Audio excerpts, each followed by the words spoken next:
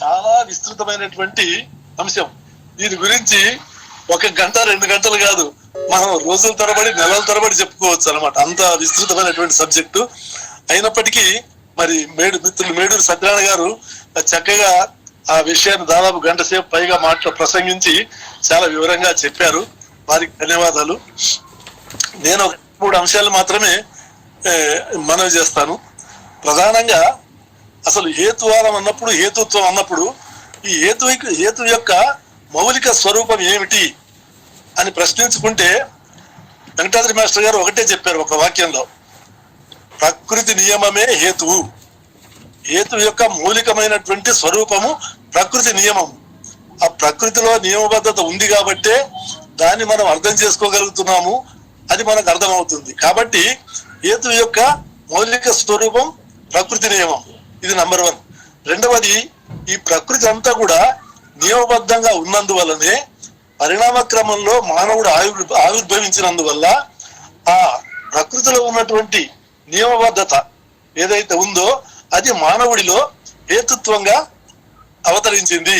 అంటే ఆ ప్రకృతిలో ఉన్నటువంటి నియమబద్ధతనే మనిషిలో హేతుత్వంగా వచ్చింది.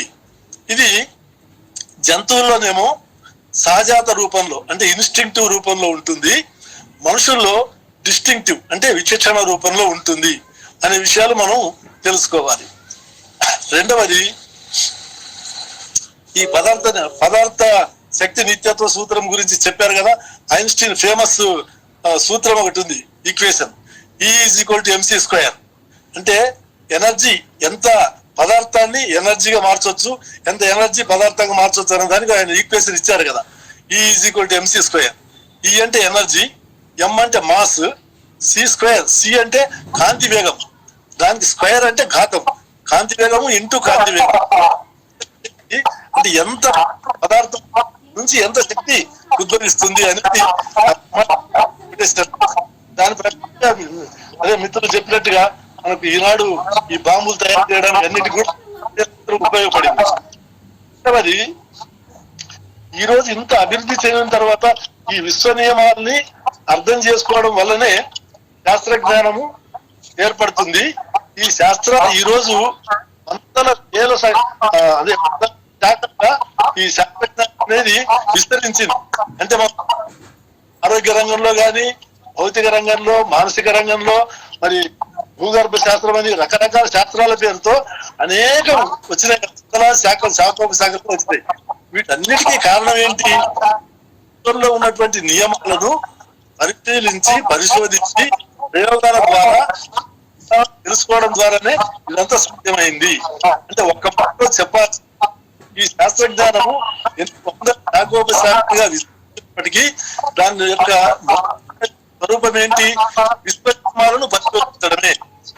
విశ్వ నియమాలను పరిశోధించడం ద్వారా మాత్రమే మనకు ఆ నియమాలకు సంబంధించినటువంటి జ్ఞానం ఏర్పడుతుంది. ఆ జ్ఞానం ద్వారానే మనం సత్యాన్ని తెలుసుకుంటాము, దాని ద్వారా మనకు స్వేచ్ఛ లభిస్తుంది, దాని ద్వారానే మనం అంతా సాధించగలుగుతాము. ఇది ఈక్వేషన్. చివరికి వచ్చేటప్పటికి మనం ఈ రోజు ఇంత శాస్త్రజ్ఞానం అభివృద్ధి చెందిన తర్వాత చెప్పే విషయాలు ఇవన్నీ. కానీ ఇంతకుముందు సామాన్య శకానికి పూర్వం దాదాపుగా మరి 4-5 శతాబ్దాల పూర్వమే ఇటువంటి విషయాల గురించి ఆలోచించిన వాళ్ళు, చెప్పిన వాళ్ళు ఉన్నారు. ఉదాహరణకు మన భారతీయ తాత్విక రంగాన్ని తీసుకున్నట్లయితే కపిలుడు అనేటటువంటి తత్వవేత్త, అతడు ఈ సాంఖ్య శాస్త్రాన్ని ప్రతిపాదించాడు. అందులో అతను చెప్పింది ఏంటి? నా వస్తునో వస్తు సిద్ధి, కామన్ సెన్స్ తో చెప్పినటువంటి మాట ఇది. అంటే వస్తువు లేకుండా వస్తువు రాదు, అంటే ఉన్న వస్తువే మరొక రూపంలోకి మారుతూ ఉంటుంది. కాబట్టి అంటే ఈ పదార్థ శక్తి నిత్యత్వ సూత్రానికి అది మౌలికమైనటువంటి స్వరూపంగా కనిపిస్తుంది మనకు. అంటే వస్తువు లేకుండా వస్తువు రాదు. అదే విధంగా వీటన్నిటికీ మూలం ఏంటి అంటే ప్రకృతి అన్నిటికీ మూలం. ప్రకృతి మూలమైనప్పుడు ఈ ప్రకృతి మూలం ఏమిటి అని ప్రశ్న చేసినప్పుడు అతడు ఒకటే చెప్పాడు, మూలానికి మూలం లేదు. దానికి ఒక సూత్రం చెప్పాడు, ఏంటి? మూలే మూలాభావద్ అమూలం మూలం. అంటే ఏదైతే ఒక దానికి మూలం ఉంటుందో దానికి మళ్ళీ మూలం ఉండదు. దీనికి అది మూలం అంటే దానికి ఇంకోటి మూలం ఎట్లా పోతే అది అనవస్థ దోషం అంటారు. అంటే అది ఎక్కడ ఆగదు అది. కాబట్టి ఏదైనా ఒక దానికి మూలం ఇదంటే అది అక్కడితో ఆగిపోతుంది. అది ప్రకృతి మూలం తప్ప ప్రకృతికి బాహ్యంగా కానీ ప్రకృతికి భిన్నంగా ప్రకృతికి అన్యంగా ఇంకా ఏమీ ఉండదు. ఇది భౌతికవాదంలో మొట్టమొదటి ఇంపార్టెంట్ సూత్రం అన్నమాట. అంటే అతీత శక్తులకు కానీ మరి అతీంద్రియ శక్తులకు కానీ ఈ ప్రకృతిలో ఈ విశ్వంలో అవకాశం లేదు అనడానికి ఈ మనం చెప్పేటటువంటి సూత్రంలో ఇది ఒకటి. రెండవది, మనకు అసలు జ్ఞానం ఎలా ఏర్పడుతుంది అనేటటువంటి విషయాన్ని కూడా ప్రాచీనులు చాలా అప్పుడు ఏ ఆధారాలు లేనప్పుడు కూడా వాళ్ళు ఊహించి చెప్పిన విషయాలు ఉన్నాయి. ఇంద్రియార్థ సన్నికర్షోత్పన్నం జ్ఞానం న్యాయశాస్త్రంలో న్యాయ దర్శనంలో చెప్పారు. ఏంటంటే మన చుట్టూ ఉన్నటువంటి ప్రకృతి వస్తువులు సంఘటనల నుంచి మన జ్ఞానేంద్రియాలకు సమాచారం అందడం వల్ల మన మెదడు వాటిని విశ్లేషించడం ద్వారానే ఆయా వస్తువులకు ఆయా సంఘటనలకు సంబంధించినటువంటి జ్ఞానం మనకు కలుగుతుంది. ఇది చాలా గొప్ప విషయం. మరి అంటే ఏ ఆధారాలు ఏ ఎక్స్పెరిమెంట్స్ లేకుండానే వాళ్ళు ఇవన్నీ చెప్పగలిగారు. అదేవిధంగా ఏదన్నా ఒకటి అది సత్యమా అసత్యమా అని చెప్పి ఒక సందిగ్ధం ఏర్పడినప్పుడు, ఉదాహరణకు ఇప్పుడు నీళ్లు తాగితే దాహం తీరుతుంది. సపోజ్ ఎండమావుల్లో కూడా నీరు ఉన్నట్టుగా భ్రమ కనబడుతుంది. అప్పుడు మరి ఏది ఎలా తెలుసుకోవాలంటే అది ఆచరణ రీత్యా అది వాస్తవమా కాదని తెలుసుకోవాలంటే నీవు అనుభవం ద్వారా తెలుసుకోవాలని చెప్పారు. అనుభవం అంటే మనం నీళ్లు తాగినప్పుడు దాహం తీరుతుంది. మరి ఎండమావుల్లో నీరు తాగితే దాహం తీరుతుందా? అది ఎండమావుల్లో నీరు ఉన్నట్టుగా భ్రమ కలుగుతుంది తప్ప అక్కడ నీళ్ళనే ఉండవు. ఇటువంటి విషయాలు కూడా ఆ రోజే చెప్పారు వాళ్ళు. సో ఈ రకంగా ఈనాడు మరి అనేక రకాలుగా అనేక రంగాల్లో ఈ శాస్త్రం అభివృద్ధి చెందింది. ఇది ఎంత అభివృద్ధి చెందింది అనడానికి మనం మాటల్లో చెప్పలేనంత వేగంగా విస్తరిస్తుంది. ఆ సైన్స్ ని మనము పూర్తిగా అవగాహన చేసుకునే అవకాశం కూడా లేదు. ఎందుకంటే ఇదంతా విస్తారంగా పెరిగిపోయింది కాబట్టి మన జీవితాంతం కష్టపడినా కానీ ఏదో ఒక రంగంలో కొంతవరకు మాత్రమే తెలుసుకోవడానికి అవకాశం ఉంది. అందువల్ల ఎవరు సర్వజ్ఞులు కానీ ఎవరు సంపూర్ణ జ్ఞానాన్ని కలిగి ఉండే అవకాశం లేదు. అసలు మానవుడే పరిమితుడు. ప్రకృతిలో భాగమైనటువంటి మనిషి ప్రకృతి గురించి తెలుసుకోగలుగుతున్నాడు అంటేనే చాలా గొప్ప విషయం.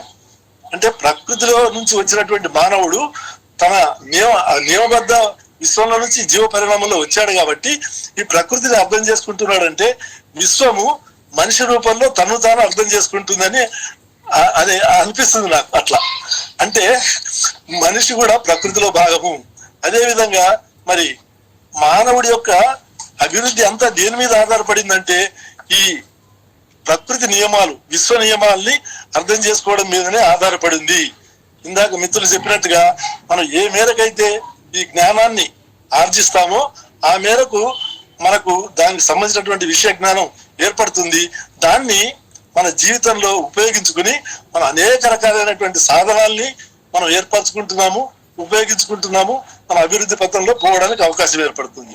వీటన్నిటికీ ముఖ్యంగా ఈ శాస్త్రము, సాంకేతిక శాస్త్రం కానీ మరొక శాస్త్రం కానీ వీటికి దీని వెనక ఉన్నటువంటి నేపథ్యాన్ని అర్థం చేసుకోవాలి. అంటే శాస్త్రీయ తత్వం, శాస్త్రీయ దృక్పథం, అసలు సైన్స్ ఏం చెప్తుంది, ఈ మతస్థులు ఏం చెప్తున్నారు. సైన్స్ అన్ని చెప్పలేదు, సైన్స్ ఆగిపోయిన చోటు నుంచి మతం ప్రారంభం అవుతుంది అంటారు. అసలు సైన్స్ ఆగిపోవడం అనేది లేదు. సైన్స్ అన్నిటికీ వర్తిస్తుంది. అది తనకు తెలియని విషయాలు తెలియదని ఒప్పుకుంటుంది. ఇది తెలిసిన తర్వాత ఏమైనా పొరపాట్లు ఉంటే సరిదిద్దుకుంటుంది. శాస్త్రజ్ఞానం అంతా కూడా సెల్ఫ్ కరెక్టివ్ మెథడ్. అంటే ఫలానా ఇది న్యూటన్ వచ్చినప్పుడు ఈ చలన సూత్రాలు చెప్పాడు, తర్వాత ఐన్స్టీన్ వచ్చిన తర్వాత ఈ చలన సూత్రాలు భూమి మీద మాత్రమే వర్తిస్తున్నాయి, మరి అంతరిక్షంలోకి వెళితే అవి పనిచేయవు కాబట్టి అతను సాపేక్ష సిద్ధాంతాన్ని ప్రతిపాదించాడు. మరి సాపేక్ష సిద్ధాంతం ప్రకారంగా ఆయన విప్లవాత్మకమైనటువంటి భావాలు వెల్లడించాడు. కాంతి వేగం అనేది ఒక సెకండ్కి 3 లక్షల కిలోమీటర్లు ప్రయాణం చేస్తుంది. ఆ విధంగా మనకు సూర్యుడు 15 కోట్ల కిలోమీటర్ల దూరంలో ఉన్నాడు కాబట్టి సూర్యుడి నుంచి వచ్చే కాంతి 8 నిమిషాలు టైం పడుతుంది. మనం ఇప్పుడు చూస్తున్నటువంటి సూర్యుడు 8 నిమిషాల క్రితం వాడు. అదేవిధంగా మనకు దగ్గరగా ఉన్నటువంటి మరో నక్షత్రం ప్రాక్సిమా సెంటారై, అక్కడ నుంచి కాంతి రావాలంటే 4.5 సంవత్సరాలు పడుతుంది సుమారుగా. అంటే 4.5 సంవత్సరాల క్రితం ఉన్నటువంటి నక్షత్రాన్ని మనం ఇప్పుడు చూస్తున్నాము. ఇంకా దూరం వెళ్తే 100 కాంతి సంవత్సరాలు 1000 కాంతి సంవత్సరాల దూరంలో ఉన్నటువంటి నక్షత్రాలు ఉన్నాయి. వాటిని మనం చూస్తున్నామంటే అవి ఇప్పుడు అక్కడ ఉన్నటువంటివి కాదు. ఎప్పుడో అక్కడి నుంచి కాంతి రావడానికి ఎంత కాలం పడుతుందో ఆ కాలం క్రితం అక్కడ ఉన్నటువంటి వాటిని ఇప్పుడు మనం చూస్తున్నాం, అంటే గతాన్ని చూస్తున్నాం. ఇవన్నీ కూడా అదే మన దిగ్భ్రాంతికరమైనటువంటి ఒక పర్యవసానాలు అంటమే. ఆ విధంగా కాంతి వేగాన్ని మించిన వేగము విశ్వంలో లేదన్నాడు. అది ఇప్పటి వరకు అదే ఉంది. అదే విధంగా కాంతి బ్రహ్మాండమైన వస్తువుల పక్క నుంచి ప్రయాణం చేసేటప్పుడు అది వంపు తిరుగుతుంది అన్నాడు. దాన్ని ప్రత్యేకంగా అమావాస్య రోజు సంపూర్ణ సూర్యగ్రహణం ఏర్పడినప్పుడు శాస్త్రవేత్తలందరూ వెళ్లి పరిశోధనలు చేసి ప్రయోగాలు చేసి ఐన్స్టీన్ చెప్పిన ప్రకారంగానే ఈ వక్రీభవనం, కాంతి వక్రీభవనం జరిగింది అనేది నిర్ధారించారు. సో ఈ రకంగా మనకు విశ్వానికి సంబంధించినటువంటి అవగాహన క్రమంగా పెరుగుతూ మరి ఈనాటికి ఈ దశకు చేరుకున్నాము. వీటన్నిటికీ మూలమైనటువంటి హేతువాదం అంటే అన్ని శాస్త్రాలకు, శాస్త్రజ్ఞానానికి మూలమైనటువంటి హేతుత్వమే. అసలు మనిషిలో హేతుత్వం లేకపోతే, విచక్షణ జ్ఞానం లేకపోతే అసలు ఈ సైన్స్ లేదు, ఏదీ లేదు. కాబట్టి ఈ హేతువాదం అనేది అన్ని వాదాలకు, అంత జ్ఞానానికి మొత్తానికి ఇదే మూలం. కాబట్టి ఇది ఈ ఫండమెంటల్. ఈ శాస్త్ర జ్ఞానం ద్వారా, ఈ హేతువాదం ద్వారా మనము మానవవాదానికి చేరుకోవాలి అనేది హేతువాదం యొక్క లక్ష్యమే మానవవాదం. కాబట్టి ఇదంతా మానవవాదానికి వెళ్ళాలంటే మానవుడి యొక్క ఉనికికి, ఆయన యొక్క శ్రేయస్సుకి భంగం కలగకుండా మనిషిని మరొక దానికి, దైవానికో, మతానికో, వర్గానికో, అటువంటి సమిష్టి మిథ్యా తత్వాలకు అధీనుని చేయకుండా అతడు స్వతంత్రంగా జీవించే విధంగా, స్వేచ్ఛగా జీవించే విధంగా చేసేదే మానవవాదం. అందుకనే ఎంఎన్ రాయ్ చెప్పినట్టుగా మానవవాదం అనేది ఈనాటిది కాదు. మనిషి ఏనాడైతే ఆలోచించడం ప్రారంభించాడో ఆ రోజే మానవవాదం ప్రారంభమైంది. ఇది మానవుడి యొక్క సారము స్వేచ్ఛ. కాబట్టి ఈ పోరాటం అంతా ఈ వర్గ పోరాటాల చరిత్ర కాదు, ఇది స్వేచ్ఛా పోరాటాల చరిత్ర. కాబట్టి మనము మన స్వేచ్ఛను పెంపొందించుకోవడానికి ఈ శాస్త్రజ్ఞానాన్ని ఉపయోగించుకుని శాంతియుతమైనటువంటి ప్రక్రియ ద్వారా మనం అభివృద్ధిని సాధించాలి తప్ప హింసాత్మకమైనటువంటి మార్గాల ద్వారా కాదు. అందువల్ల ఈ యుద్ధాలు ఇవన్నీ పనికిరావు. ఇటువంటి విషయాల్ని మరి క్రీస్తు పూర్వం 6వ శతాబ్దంలోనే బుద్ధుడు వంటి మహానుభావులు చాలా చెప్పారు, చాలా గొప్ప విషయాలు చెప్పారు. ప్రపంచానికి ఆదర్శవంతంగా ఉండాలనేటటువంటి విషయాల్ని, మానవవాదాన్ని వారు ప్రతిపాదించారు. ఆ రోజు మానవవాదం, హేతువాదం అనే మాటలు లేకపోవచ్చు, కానీ వారు చెప్పినవన్నీ కూడా హేతువాద మానవవాదానికి 100కి 100 సరిపోతున్నాయి. కాబట్టి మొట్టమొదటి మానవవాద తత్వవేత్త బుద్ధుడే, గౌతమ బుద్ధుడే నా దృష్టి ప్రకారంగా. కాబట్టి మనం అటువంటి మానవవాదాన్ని అర్థం చేసుకుని, అధ్యయనం చేసి, ఆచరించి దీన్ని ప్రజల్లోకి తీసుకెళ్లి మన సమాజాన్ని మానవవాద దిశగా మనం తీసుకెళ్లాలని చెప్పి కోరుకుంటూ నాకు ఈ అవకాశం ఇచ్చినటువంటి మిత్రులకు ధన్యవాదాలు తెలుపుతూ ముగిస్తున్నాను. Thank you. కృతజ్ఞతలు సార్. డాక్టర్ గుమ్మా వీరన్న గారు వస్తువు లేకుండా వస్తువు వచ్చేటువంటి అవకాశమే లేదని చాలా స్పష్టంగా చెప్పడం జరిగింది. జ్ఞానం ఎలా ఏర్పడుతుందో కూడా వారు చెప్పడం జరిగింది. అంతేకాకుండా నియమబద్ధత మన హేతుబద్ధత అవుతున్నది. ప్రకృతిలో ఉన్నటువంటి నియమబద్ధత అనేటువంటిది మనిషి లోపల హేతుత్వంగా ఉన్నది. ఆ రకంగా చూసినప్పుడు ప్రపంచంలో ఉన్న అందరూ కూడా హేతువాదులే. కానీ వాళ్లకు వచ్చినటువంటి కొన్ని ఆటంకాల వల్ల, వాళ్ళ ఆలోచన ఆగిపోవడం వల్ల ఈ మౌఢ్యము, మతభావాలు అనేటువంటివి గూడు కట్టుకుంటున్నాయి. అంతే తప్పితే వేరే ఏమీ లేదు. కాబట్టి ప్రకృతి పరంగా ఎట్లయితే ఈ మనిషి ఉన్నాడో అదే రకంగా జీవించడం అనేటువంటిది అవసరం. ప్రకృతి ముందు ఎప్పటికీ మనిషి నిత్య విద్యార్థిగా ఉండడం తప్ప మరో మార్గం లేదు. ఇవల్ల మనకు చాలా విషయాలు తెలియవు, కానీ తెలుసుకుంటూ ముందుకు వెళ్తూ ఉంటాం. కాబట్టి ఈ రకంగా మనిషి అనేటువంటి వాడు నిరంతరంగా తన ప్రయాణాన్ని కొనసాగించవలసే ఉంటుంది. ఇది స్వేచ్ఛా ప్రయాణము, స్వేచ్ఛా పోరాటాల ప్రయాణము, అంతేకాకుండా సత్యాన్వేషణకు సంబంధించినటువంటి ప్రయాణం అని మనం గుర్తుంచుకోవాలి. అంతేకాకుండా ఈ రోజు ఒక ఇద్దరు మిత్రులు సురేష్ గారిని నేను ప్రత్యేకంగా పిలవడం జరిగింది. డాక్టర్ సురేష్ గారు హైదరాబాద్ నుండి 2 నిమిషాలు మాట్లాడగలరు.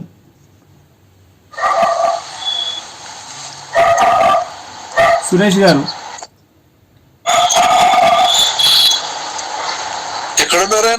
వచ్చారు సార్, వచ్చారు. ఓకే, లేకపోతే నెక్స్ట్ డాక్టర్ బాలనాయని గారు.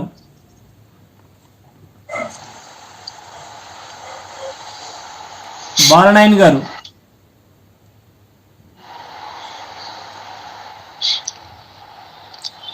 లేకపోతే ఇంకా ఇంకా ఇతరులకు అవకాశం ఇద్దాం. ప్రశాంత్ వచ్చాడా? ప్రశాంత్ రాలేదు సార్. బాలనాయని గారు, తర్వాత సురేష్ గారు. ఓకే, కిషోర్కి ఇవ్వండి. కిషోర్ ఉన్నాడు. కిషోర్ గారు మాట్లాడొచ్చు ఇప్పుడు. ఇంకెవరైనా మాట్లాడొచ్చు. Open to all. కిషోర్ గారు గుడ్ మార్నింగ్ సార్. నా పేరు కిషోర్ అండి. అదే బాలనాయన్ గారు జాయిన్ అయినట్టు నేను చూడలేదు సార్. సరే, ఒకవేళ వాళ్ళు వచ్చిన తర్వాత నేను ఆపేస్తాను. మీరు నాకు ఇండికేషన్ ఇవ్వండి. ఓకే, మీరు మాట్లాడండి. అందరికి good morning sir.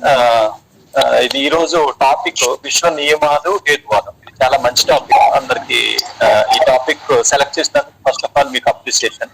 Telangana Kishore video కూడా ఆన్ చేసుకో. కిషోర్ వీడియో కూడా పెట్టండి. వీడియో కూడా ఆన్ చేసుకో కిషోర్. Sir okay sir. అది బ్యాండ్ విత్ ప్రాబ్లం ఏమైనా వస్తుందని ఆఫ్ చేశాను. పర్లేదు. సరే, ఇది విశ్వ నియమాలకు వచ్చేపాటికి నాకు కొన్ని అభిప్రాయాలు ఉన్నాయి. అంతకుముందు పర్టికులర్ గా ఈ హైసెన్బర్గ్ కన్స్టిట్యూషన్ సూత్రం మీద హేతువాదికి ఒక ఆర్టికల్ కూడా రాశాను. గణితబద్ధంగా ఉండటం వల్ల అప్పుడు అది థింక్ కాలేదు. కానీ 2-3 సందర్భాల్లో నా అభిప్రాయాన్ని గురించి తెలియజేశాను. విశ్వ నియమాలకు వచ్చేసేపటికి మనకి ఫిజిక్స్ మనం మెయిన్ గా 2 డివిజన్స్ గా మనం అర్థం చేసుకుంటాం. ఒకటి modern physics, 2 classical physics. Maths plan వచ్చే కంటే ముందు జరిగినటువంటి అన్ని ఆవిష్కరణల్ని మనం క్లాసికల్ ఫిజిక్స్ గాను, దాని తర్వాత వచ్చినటువంటి ఆవిష్కరణల్ని క్వాంటమ్ ఫిజిక్స్ గాను అర్థం చేసుకుంటాం. మోడర్న్ ఫిజిక్స్ గా మోడర్న్ ఫిజిక్స్ లో క్వాంటమ్ ఫిజిక్స్, రిలేటివిటీ ఇవి 2 ఉంటాయండి. రెండింటికి ఒకదానికొకటి ఇంటిగ్రేషన్ కుదరలేదు, అంటే రెండింటిని కలపడం కుదరలేదు. ఇందాక సత్యాన్ మాస్టర్ చెప్పినట్టుగా మనకి ఫండమెంటల్ ఫోర్సెస్ 4 ఉన్నాయి. ఆ 4 3 క్వాంటమ్ ఫిజిక్స్ యూనిఫై చేసింది, అంటే ఏకీకృతం చేసింది. ఒక గురుత్వాకర్షణ బలం అంటే గ్రావిటేషనల్ ఫోర్స్ మాత్రం రిలేటివిటీ, జనరల్ రిలేటివిటీ ద్వారా మనం అయితే ఈ క్వాంటమ్ ఫిజిక్స్ వచ్చేపాటికి క్లాసికల్ ఫిజిక్స్ లో మనం డిటర్మినిస్టిక్ లాస్ గా మనం చూసాము. అంటే నియమాలని డిటర్మినిస్టిక్ గా మనం అర్థం చేసుకుంటాం క్లాసికల్ ఫిజిక్స్ లో. మోడర్న్ ఫిజిక్స్ లో పార్ట్ అయినప్పటికీ రిలేటివిటీ థియరీ అనేది అదే డిటర్మినిస్టిక్ లాస్ కి కట్టుబడి ఉంటుంది. ఇందాకనే ఇట్ ఈస్ క్లాసికల్ ఫిజిక్స్ కిందకు వస్తుంది. క్లాసికల్ నేచర్ ఉంటుంది, క్లాసికల్ ఫిజిక్స్ కాదు, క్లాసికల్ నేచర్ ఉంటుంది. కానీ క్వాంటమ్ ఫిజిక్స్ వచ్చేపాటికి మనకి ఈ డిటర్మినిస్టిక్ లాస్ నుంచి మనం ప్రాబబిలిస్టిక్ లాస్ కి మూవ్ అవుతాం. అంటే సంభావ్యత సూత్రాలు, నిశ్చిత సూత్రాలు కాకుండా సంభావ్యత సూత్రాల కిందకు వెళ్తాం. అట్లా అయినప్పుడు మరి ఇదేమన్నా విశ్వ నియమాలకు వ్యతిరేకమా? క్వాంటమ్ ఫిజిక్స్ ఏమన్నా విశ్వ నియమాలను ఇది వ్యతిరేకిస్తుందా అనే ఒక సందేహం చాలా మందిలో వచ్చింది. ఇప్పటికే గందరగోళం. దాని మీద ఒక 2-3 మాటలు చెప్పాలనుకుంటున్నాను. ఇది ఖచ్చితంగా క్వాంటమ్ ఫిజిక్స్ లా గవర్న్డ్ యూనివర్స్ కి వ్యతిరేకం కాదు. విశ్వ నియమబద్ధ విశ్వానికి క్వాంటమ్ ఫిజిక్స్ వ్యతిరేకం కానే కాదు. కాకపోతే ఆ నియమాలని ఇది సంభావ్యత సూత్రాల ద్వారా, సంభావిత గణితబద్ధమైన సూత్రాన్ని మన సంభావిత సూత్రాల ద్వారా మనం దీన్ని అవగాహన చేసుకుంటాం అన్నమాట. ఇది ఒకటే తేడా. హైసెన్బర్గ్ అన్సర్టనిటీ ప్రిన్సిపల్ లో మెయిన్ చెప్పింది ఏంటంటే మనం ప్రిడిక్ట్ చేసేదానికి, అంటే మన ఇప్పుడు సైన్స్ ఎందుకు నేర్చుకుంటాం, మనం ఈ రోజు కొన్ని నియమాలు ఎందుకు నేర్చుకుంటాం, ఇది పరిణామంలో ఉంది. ఆ పరిణామాలు నియమబద్ధంగా జరుగుతుంది కాబట్టి ఈ రోజు మన స్థితి తెలిస్తే రేపు ఎల్లుండి తర్వాత ఎలా జరుగుతోంది అనేది మనకు అవగాహన ఇస్తే మనం మన జీవనాన్ని సుఖప్రదంగా సౌకర్యవంతంగా చేసుకోవడానికి మనకి వీలు కలుగుతుంది.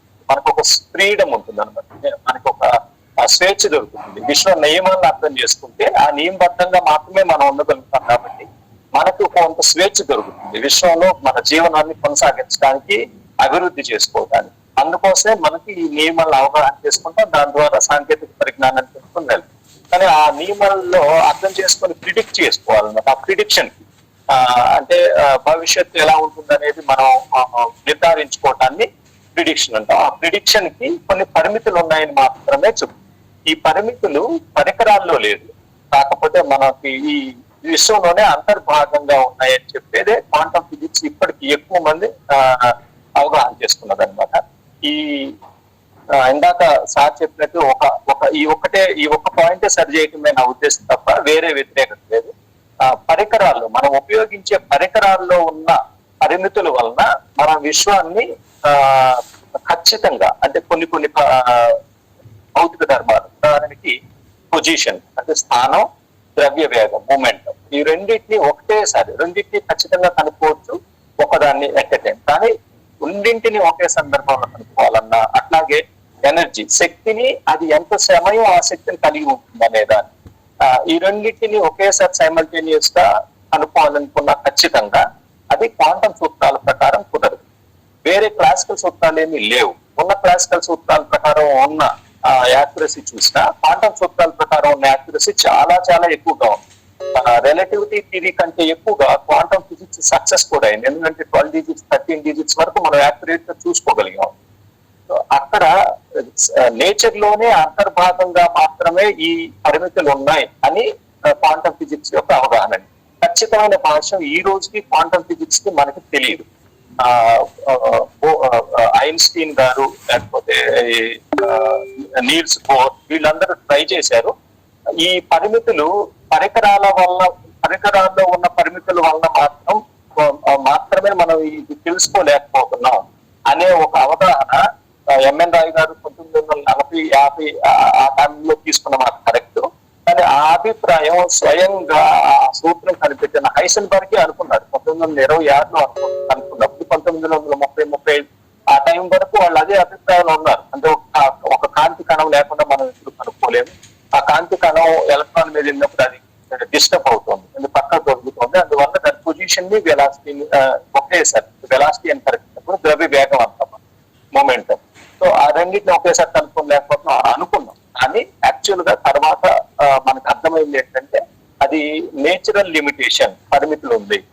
దీనికి తోడుగా ఎంఎన్ రాయ్ గారు ఏం చెప్పారంటే దాన్ని సరి చేసుకున్నారు తర్వాత. హైసెన్బర్గ్ బోర్ ఇంటరాక్షన్స్ వాళ్ళ మధ్య సంభాషణల నేపథ్యంలో వాళ్ళు ఆ అభిప్రాయాన్ని సరి చేసుకొని 1970-80 ఇది క్లోజ్ అయిపోయింది. సో ఇవి ఒక్కటే మనం క్వాంటం ఫిజిక్స్ సంబంధించి భాషను చెప్పుకునేటప్పుడు అసలు క్వాంటం ఫిజిక్స్ భాష ఇప్పటి వరకు పూర్తిగా అంటే ఇంట్యూటివ్ గా అర్థం చేసుకున్న సందర్భం తక్కువ. కానీ అది మోస్ట్ సక్సెస్ఫుల్ థియరీ. మనం కనుక్కున్న ప్రతి ఎలక్ట్రానిక్ కమ్యూనికేషన్ డివైసెస్ కూడా క్వాంటం ఫిజిక్స్ మీద ఆధారపడింది. సో దాన్ని ఎవరు కాదనలేరు. కానీ దాని భాష్యం అది మనకి ఎలా అర్థం అవుతుంది అనే దాంతో మాత్రం దీని అభిప్రాయాలు ఉన్నాయి. బట్ ఏవి ఉన్నప్పటికీ విశ్వ నియమాలకు మాత్రం అది ఇప్పుడు వ్యతిరేకం కాదు. అది ప్రాబబిలిస్టిక్ నేచర్ మాత్రమే అది చెప్తుంది. సంభావ్యత సూత్రాల ద్వారా దాన్ని అవగాహన. సంభావ్యత సూత్రాలు కూడా చాలా ఎక్కువ యాక్యురసీతో ఉన్నాయి, చాలా ఎక్కువ యాక్యురసీ కరెక్ట్ గా ఖచ్చితత్వం అనుకోవచ్చు తెలుగులో చెప్పాలంటే. దానికి దగ్గరగా ఉన్నాయి. h⁻2 అది దాని పరిమితి. h⁻ అంటే 10⁻⁻34 అంటే బిలియన్ పొజిషన్ లో మాత్రమే దాని యొక్క అనిశ్చితి ఉందన్నమాట.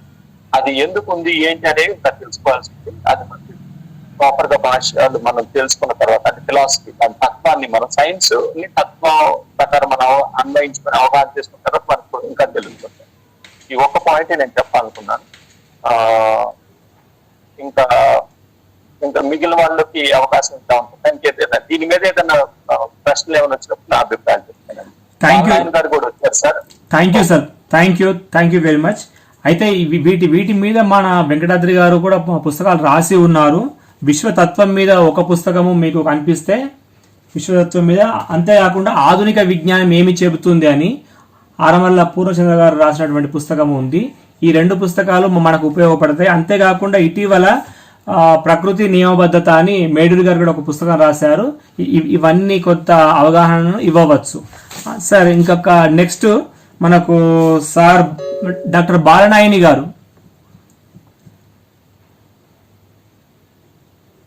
డాక్టర్ బాలనాయని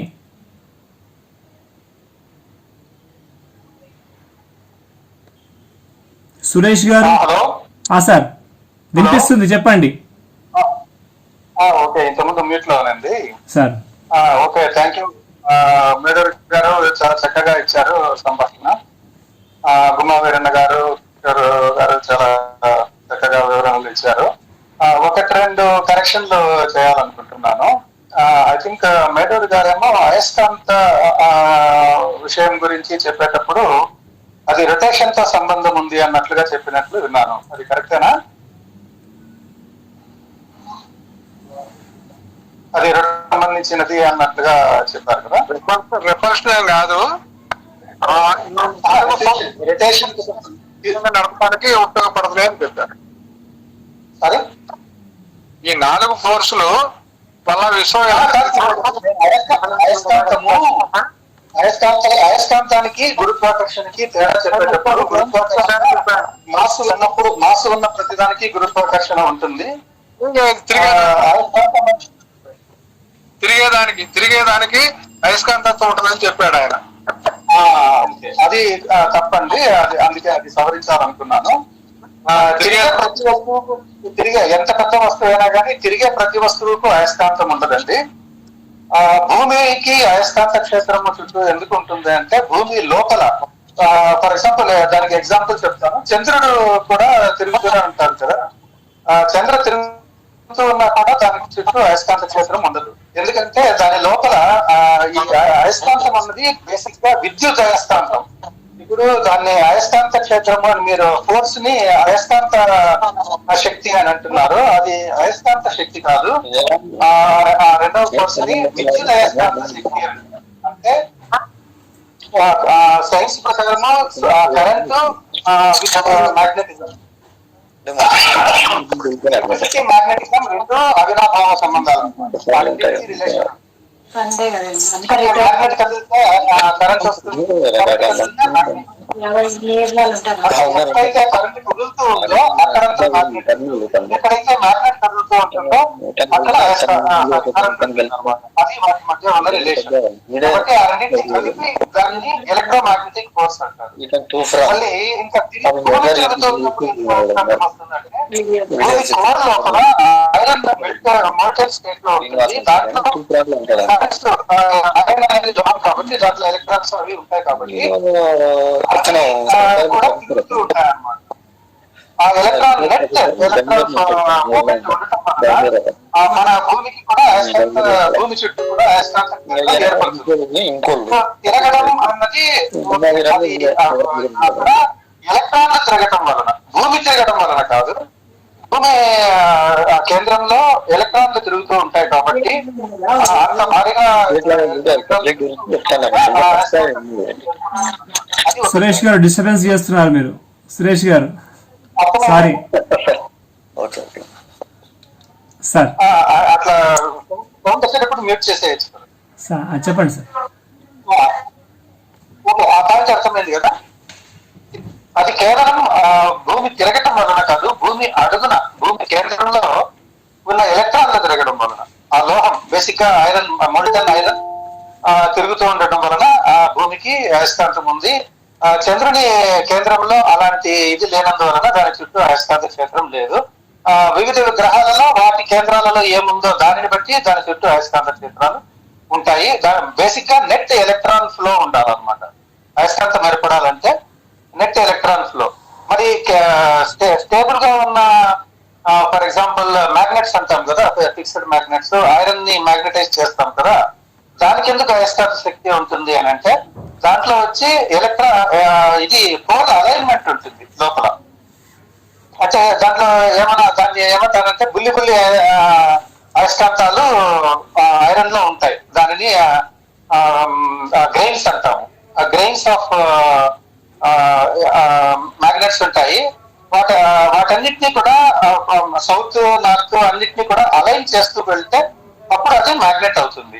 ఆ అలైన్మెంట్ చెదిరిపోతే అది డిమాగ్నటైజ్ అయిపోతుంది అనమాట. సో అదే ఫిక్స్డ్ మ్యాగ్నెట్స్, న్యాచురల్ మ్యాగ్నెట్స్ గా అవి లభ్యమవుతూ ఉంటాయి.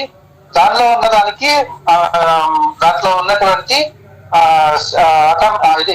అటామిక్ లెవెల్ లో స్ట్రక్చర్, గ్రెయిన్ స్ట్రక్చర్ ఉంటుంది అనమాట. మ్యాగ్నటైజ్ అయినటువంటి గ్రెయిన్స్ ఉంటాయి. ఆ గ్రెయిన్స్ అన్ని కలిపి ఒకే డైరెక్షన్ లో కనుక ఏర్పడితే అప్పుడు అది మ్యాగ్నెట్ అవుతుంది. అవి ర్యాండమ్ డైరెక్షన్ లో ఉన్నప్పుడు మామూలు ఐరన్ కి అయస్కాంత శక్తి ఉండదు.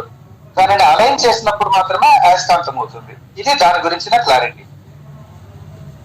రెండవది గుమ్మ వీరన్న గారు సాంఖ్యంలోనూ లేకుంటే వైశేషికంలోనూ నా వస్తు నో వస్తు సిద్ధి అనే సూత్రం అని అన్నారు. ఇఫ్ ఐ రిమెంబర్ కరెక్ట్లీ అక్కడ వస్తు అనే పదం కాదు, ద్రవ్య అనే పదం వాడారు. నా ద్రవ్య నో ద్రవ్య సిద్ధికి అనే ఉంటుంది అక్కడ. అయితే ఆ కాలంలో ఆ వస్తువు ఏంటి, ద్రవ్యం ఏంటి, ద్రవ్య రాశి ఏంటి, అలాంటి క్లారిటీ లేదు వాళ్ళకి. ఉదాహరణకి నేను వైశేషికం బాగా చదివాను, దాంట్లోనేమో ద్రవ్యం అంటే ఉదాహరణకి ఆత్మ, ఆకాశము, మనస్సు, ఇట్లాంటివన్నీ కూడా దాంట్లో ద్రవ్యాలే అనమాట. అగ్ని అగ్ని కూడా ద్రవ్యమే. సో వాళ్ళకి ద్రవ్యం ఏంటి, శక్తి ఏంటి, తేడా అవన్నీ తెలుసుకునే అంత జ్ఞానం లేదు అప్పటికి. కాబట్టి వాళ్ళు ద్రవ్యం లేకుండా ద్రవ్యం రాదు అంటే దాని ఆధారంగా వాళ్ళు ఆత్మ ఆత్మ అనేది కూడా నిత్యమే, ఒకసారి ఉన్న ఆత్మ అది ఎక్కడికి పోదు, అది ఆత్మ అనేది నశించదు కాబట్టి అది కంటిన్యూగా ఉంటూనే ఉంటుంది. ఇలాంటి ఏమనాలి వాస్తవబద్ధం కాని విషయాలన్నీ కూడా అందులో ఉన్నాయి. కాబట్టి వైశేషికం చెప్పిన సైంటిఫిక్ నాలెడ్జ్ చాలా బాగుంది అనే కంక్లూషన్ కి మనం రాలేము, రాకూడదు కూడా. ఎందుకంటే వాళ్ళకి ఆ సైన్స్ అన్న దాని గురించి కానీ ఆ కాలంలో ఏది ద్రవ్యమో ఏది కాదు, ఏది నిత్యమో ఏది నిత్యం కాదు అన్న విషయాలు కూడా తెలియదు. కాబట్టి వాటిని మనం ప్రచారం చేయకుండా ఉంటేనే మంచిది అని నేను అనుకుంటున్నాను.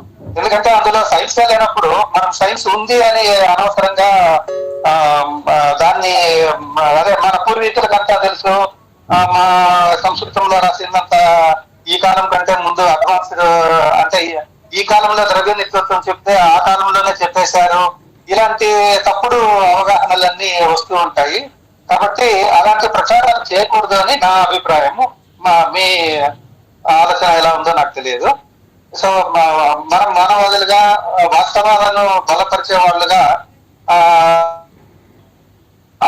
ఇది అవాస్తవము అనే నా ఉద్దేశం. అంటే వైశేషికం రాసిన అతనికి ద్రవ్య నిత్యత్వం గురించి తెలుసు అన్న మాట అబద్ధం, అది అవాస్తవంగా నేను భావిస్తున్నాను. కాబట్టి ఆ ప్రచారం చేయకూడదు అని నేను భావిస్తున్నాను. కృతజ్ఞతలు సార్. మళ్ళా మరి దాని గురించి ఏమైనా చెప్పాలనుకుంటున్నారా? లేదు సార్, మీరు ఈ అంశం మీద విశ్వ నియమాల మీద ఇంకేమైనా చెప్పదలుచుకున్నారా, వీటికి ఏమైనా యాడ్ చేయదలుచుకున్నారా? విశ్వ నియమాలు అఫ్కోర్స్ మేడం గారు చాలా చక్కగా చెప్పారు. దానికి సెపరేట్ గా ఎక్స్ట్రాలు జాయిన్ చేయదలుచుకోలేదు. ఒక్క పాయింట్ లోనే కొంత ఇబ్బంది ఉంది నాకు. అదేమనంటే విశ్వం నియమబద్ధం కాబట్టి మనిషి కూడా నియమబద్ధమే. అది అది ఒక గుత్త మొత్తపు స్టేట్మెంట్ లాగా అనిపిస్తోంది. మనిషి అని అంటే అఫ్కోర్స్ మనిషి కూడా ప్రకృతిలో భాగమే కాబట్టి ఏ నియమాలు అయితే ప్రకృతికంతా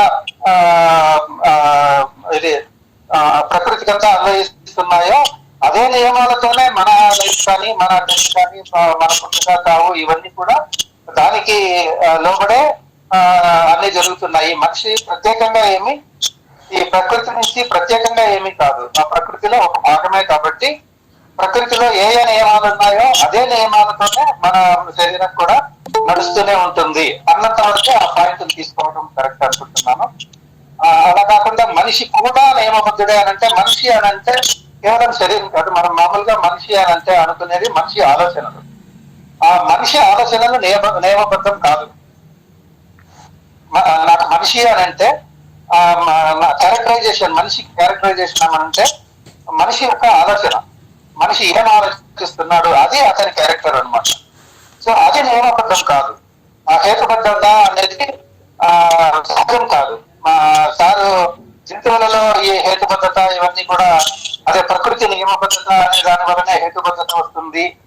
ఆ హేతుబద్ధత జంతువులలో సహజంగాను మనలో ఆలోచన రూపంలోనూ ఉంటుంది అలా చెప్పారు. దానితో నేను అంటే అది ఏదో గుత్తమొత్తపు స్టేట్మెంట్ లాగా ఉంది, అందుకని దాంట్లో రెండింటిని తేడా చూపించి చెప్తున్నాను. మన శరీరం నియమబద్ధమే, ప్రకృతిలో ఏ నియమాలు అయితే ఉన్నాయో ఆ నియమాల ప్రకారమే మన శరీరం నియమబద్ధం. కానీ మన ఆలోచనలు, ఆ హేతుబద్ధత అనే ఆలోచన, మనం ఏమి ఆలోచిస్తున్నామో ఏం నిర్ణయాలు తీసుకుంటున్నామో ఇదేది కూడా ప్రకృతి నియమాలకు లోబడి ఉన్నది కాదు. అదొక క్లారిటీ ఇవ్వాలనుకుంటున్నాను.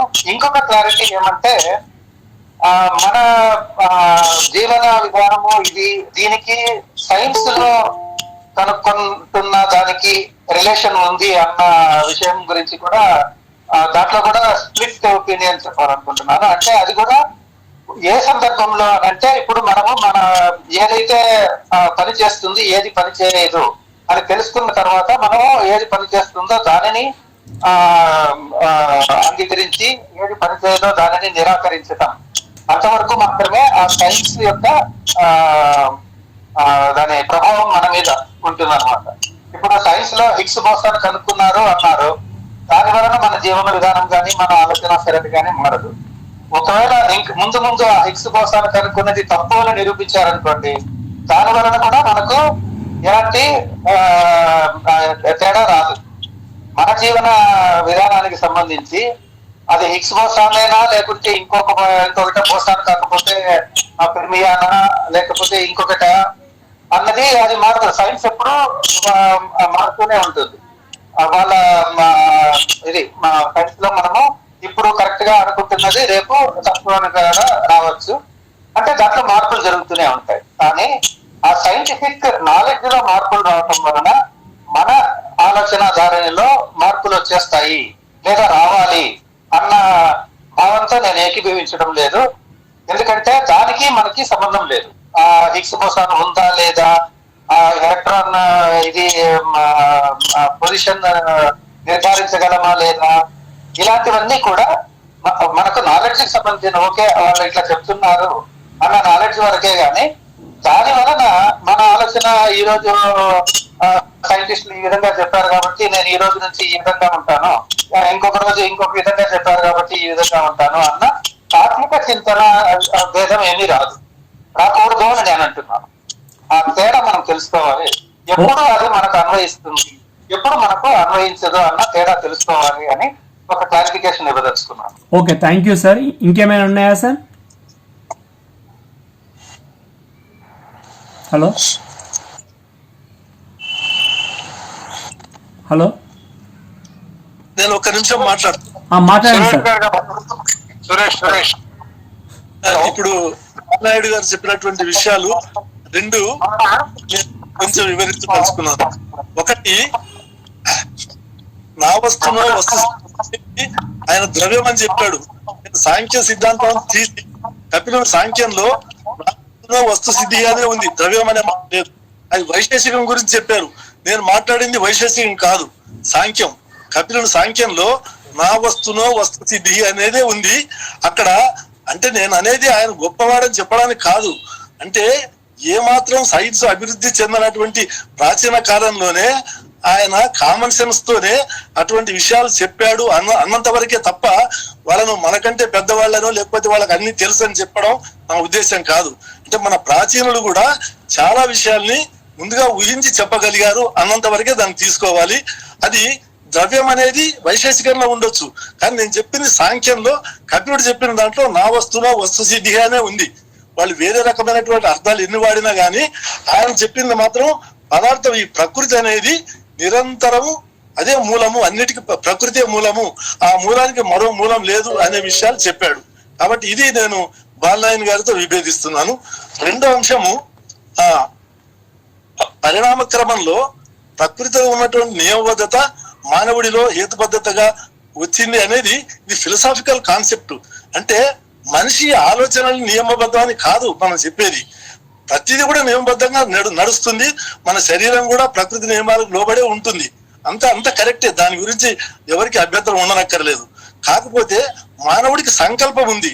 మానవుడు ఆలోచన జీవి కాబట్టి అతను తనకున్నటువంటి విచక్షణ శక్తిని ఉపయోగించి చాలా విషయాల్ని ముందుగా ఊహించగలుగుతున్నాడు, కొత్త విషయాల్ని సృష్టించగలుగుతున్నాడు.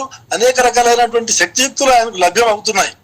అందువల్ల మనం ప్రకృతిలో ఉన్నటువంటి నియమబద్ధత మనిషిలో హేతుబద్ధతగా ఉంది అంటే దానికి అభ్యంతరం చెప్పాల్సిన అవసరం అయితే నాకేం కనబడడం లేదు. మరి వారు ఏ రకంగా చెప్తున్నారో నాకు అర్థం కాలేదు. సో నేను చెప్పింది ఏంటంటే ప్రకృతిలో అంత ప్రకృతే మూలం కాబట్టి ప్రకృతి నియమాలు అన్నిట్లో పనిచేస్తుంటాయి, మనిషిలో కూడా పనిచేస్తాయి. అయితే ఆలోచనలో ప్రకృతి నియమాలు ఉన్నాయా అంటే ఉన్నాయి. ఎంతవరకు ఉన్నాయి? మెదడు అనేది కూడా ప్రకృతిలో భాగమే కాబట్టి ఆ మెదడు పనిచేస్తుంది. ఆ మెదడు పనిచేస్తున్నప్పుడు అది ఏ రకంగా పనిచేస్తుంది, ఏ నియమాలకు లోబడి ఉంటుందంటే అక్కడ సంకల్పం పనిచేస్తుంది. ఆ మెదడు యొక్క శక్తి ఒక్కొక్కరిలో ఒక్కొక్క రకంగా ఉంటుంది. కొంతమంది సైంటిస్టులు అవుతారు, కొంతమంది ఇంకొక రకమైనటువంటి వాళ్ళు కావచ్చు.